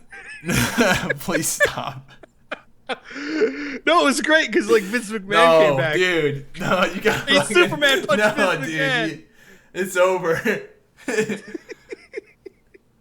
Good God. When we start should really talking about watch it. pro fucking wrestling. You should really watch it. It's like really believable. Oh my God, dude. Please. All right, you want to just call it? I don't want to talk about We're fucking good. wrestling. We're fine. We went almost 3 hours, so I mean, Yeah, we're good. I gotta get up at 5. I gotta get up in 6 hours. So this podcast might come out a little bit later. I just gotta go to bed. I'll render it, but anyway, I hope you guys enjoyed Hive Mind Podcast number 5. I'm Zybak. He's Dante. Just don't forget to check out our Twitters at Dontain on the screen. If you're listening to this the stream, you know you can check the screen. DONTAIN YouTube, same ass shit, and Dude, watch videos. Our branding is on fucking point. We both have the same Twitter and YouTube names. How about that shit? Do we? Yep, I'm at Zybak TV on YouTube and on.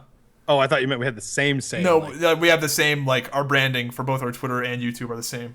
The URLs. Oh yeah. Yeah, like I'm Zybak TV on Twitter and YouTube. That's because we're smart.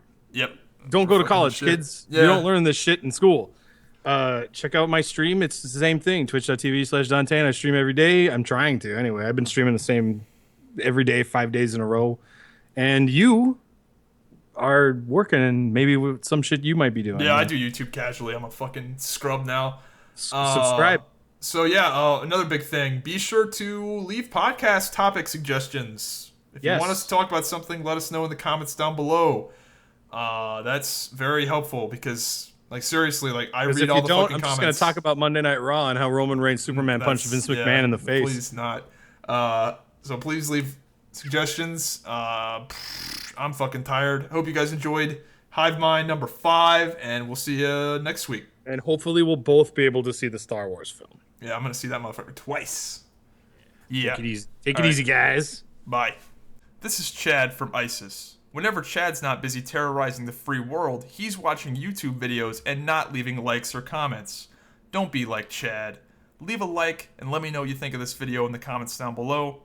Also, be sure to subscribe or you might as well just fly off to Syria and join ISIS yourself.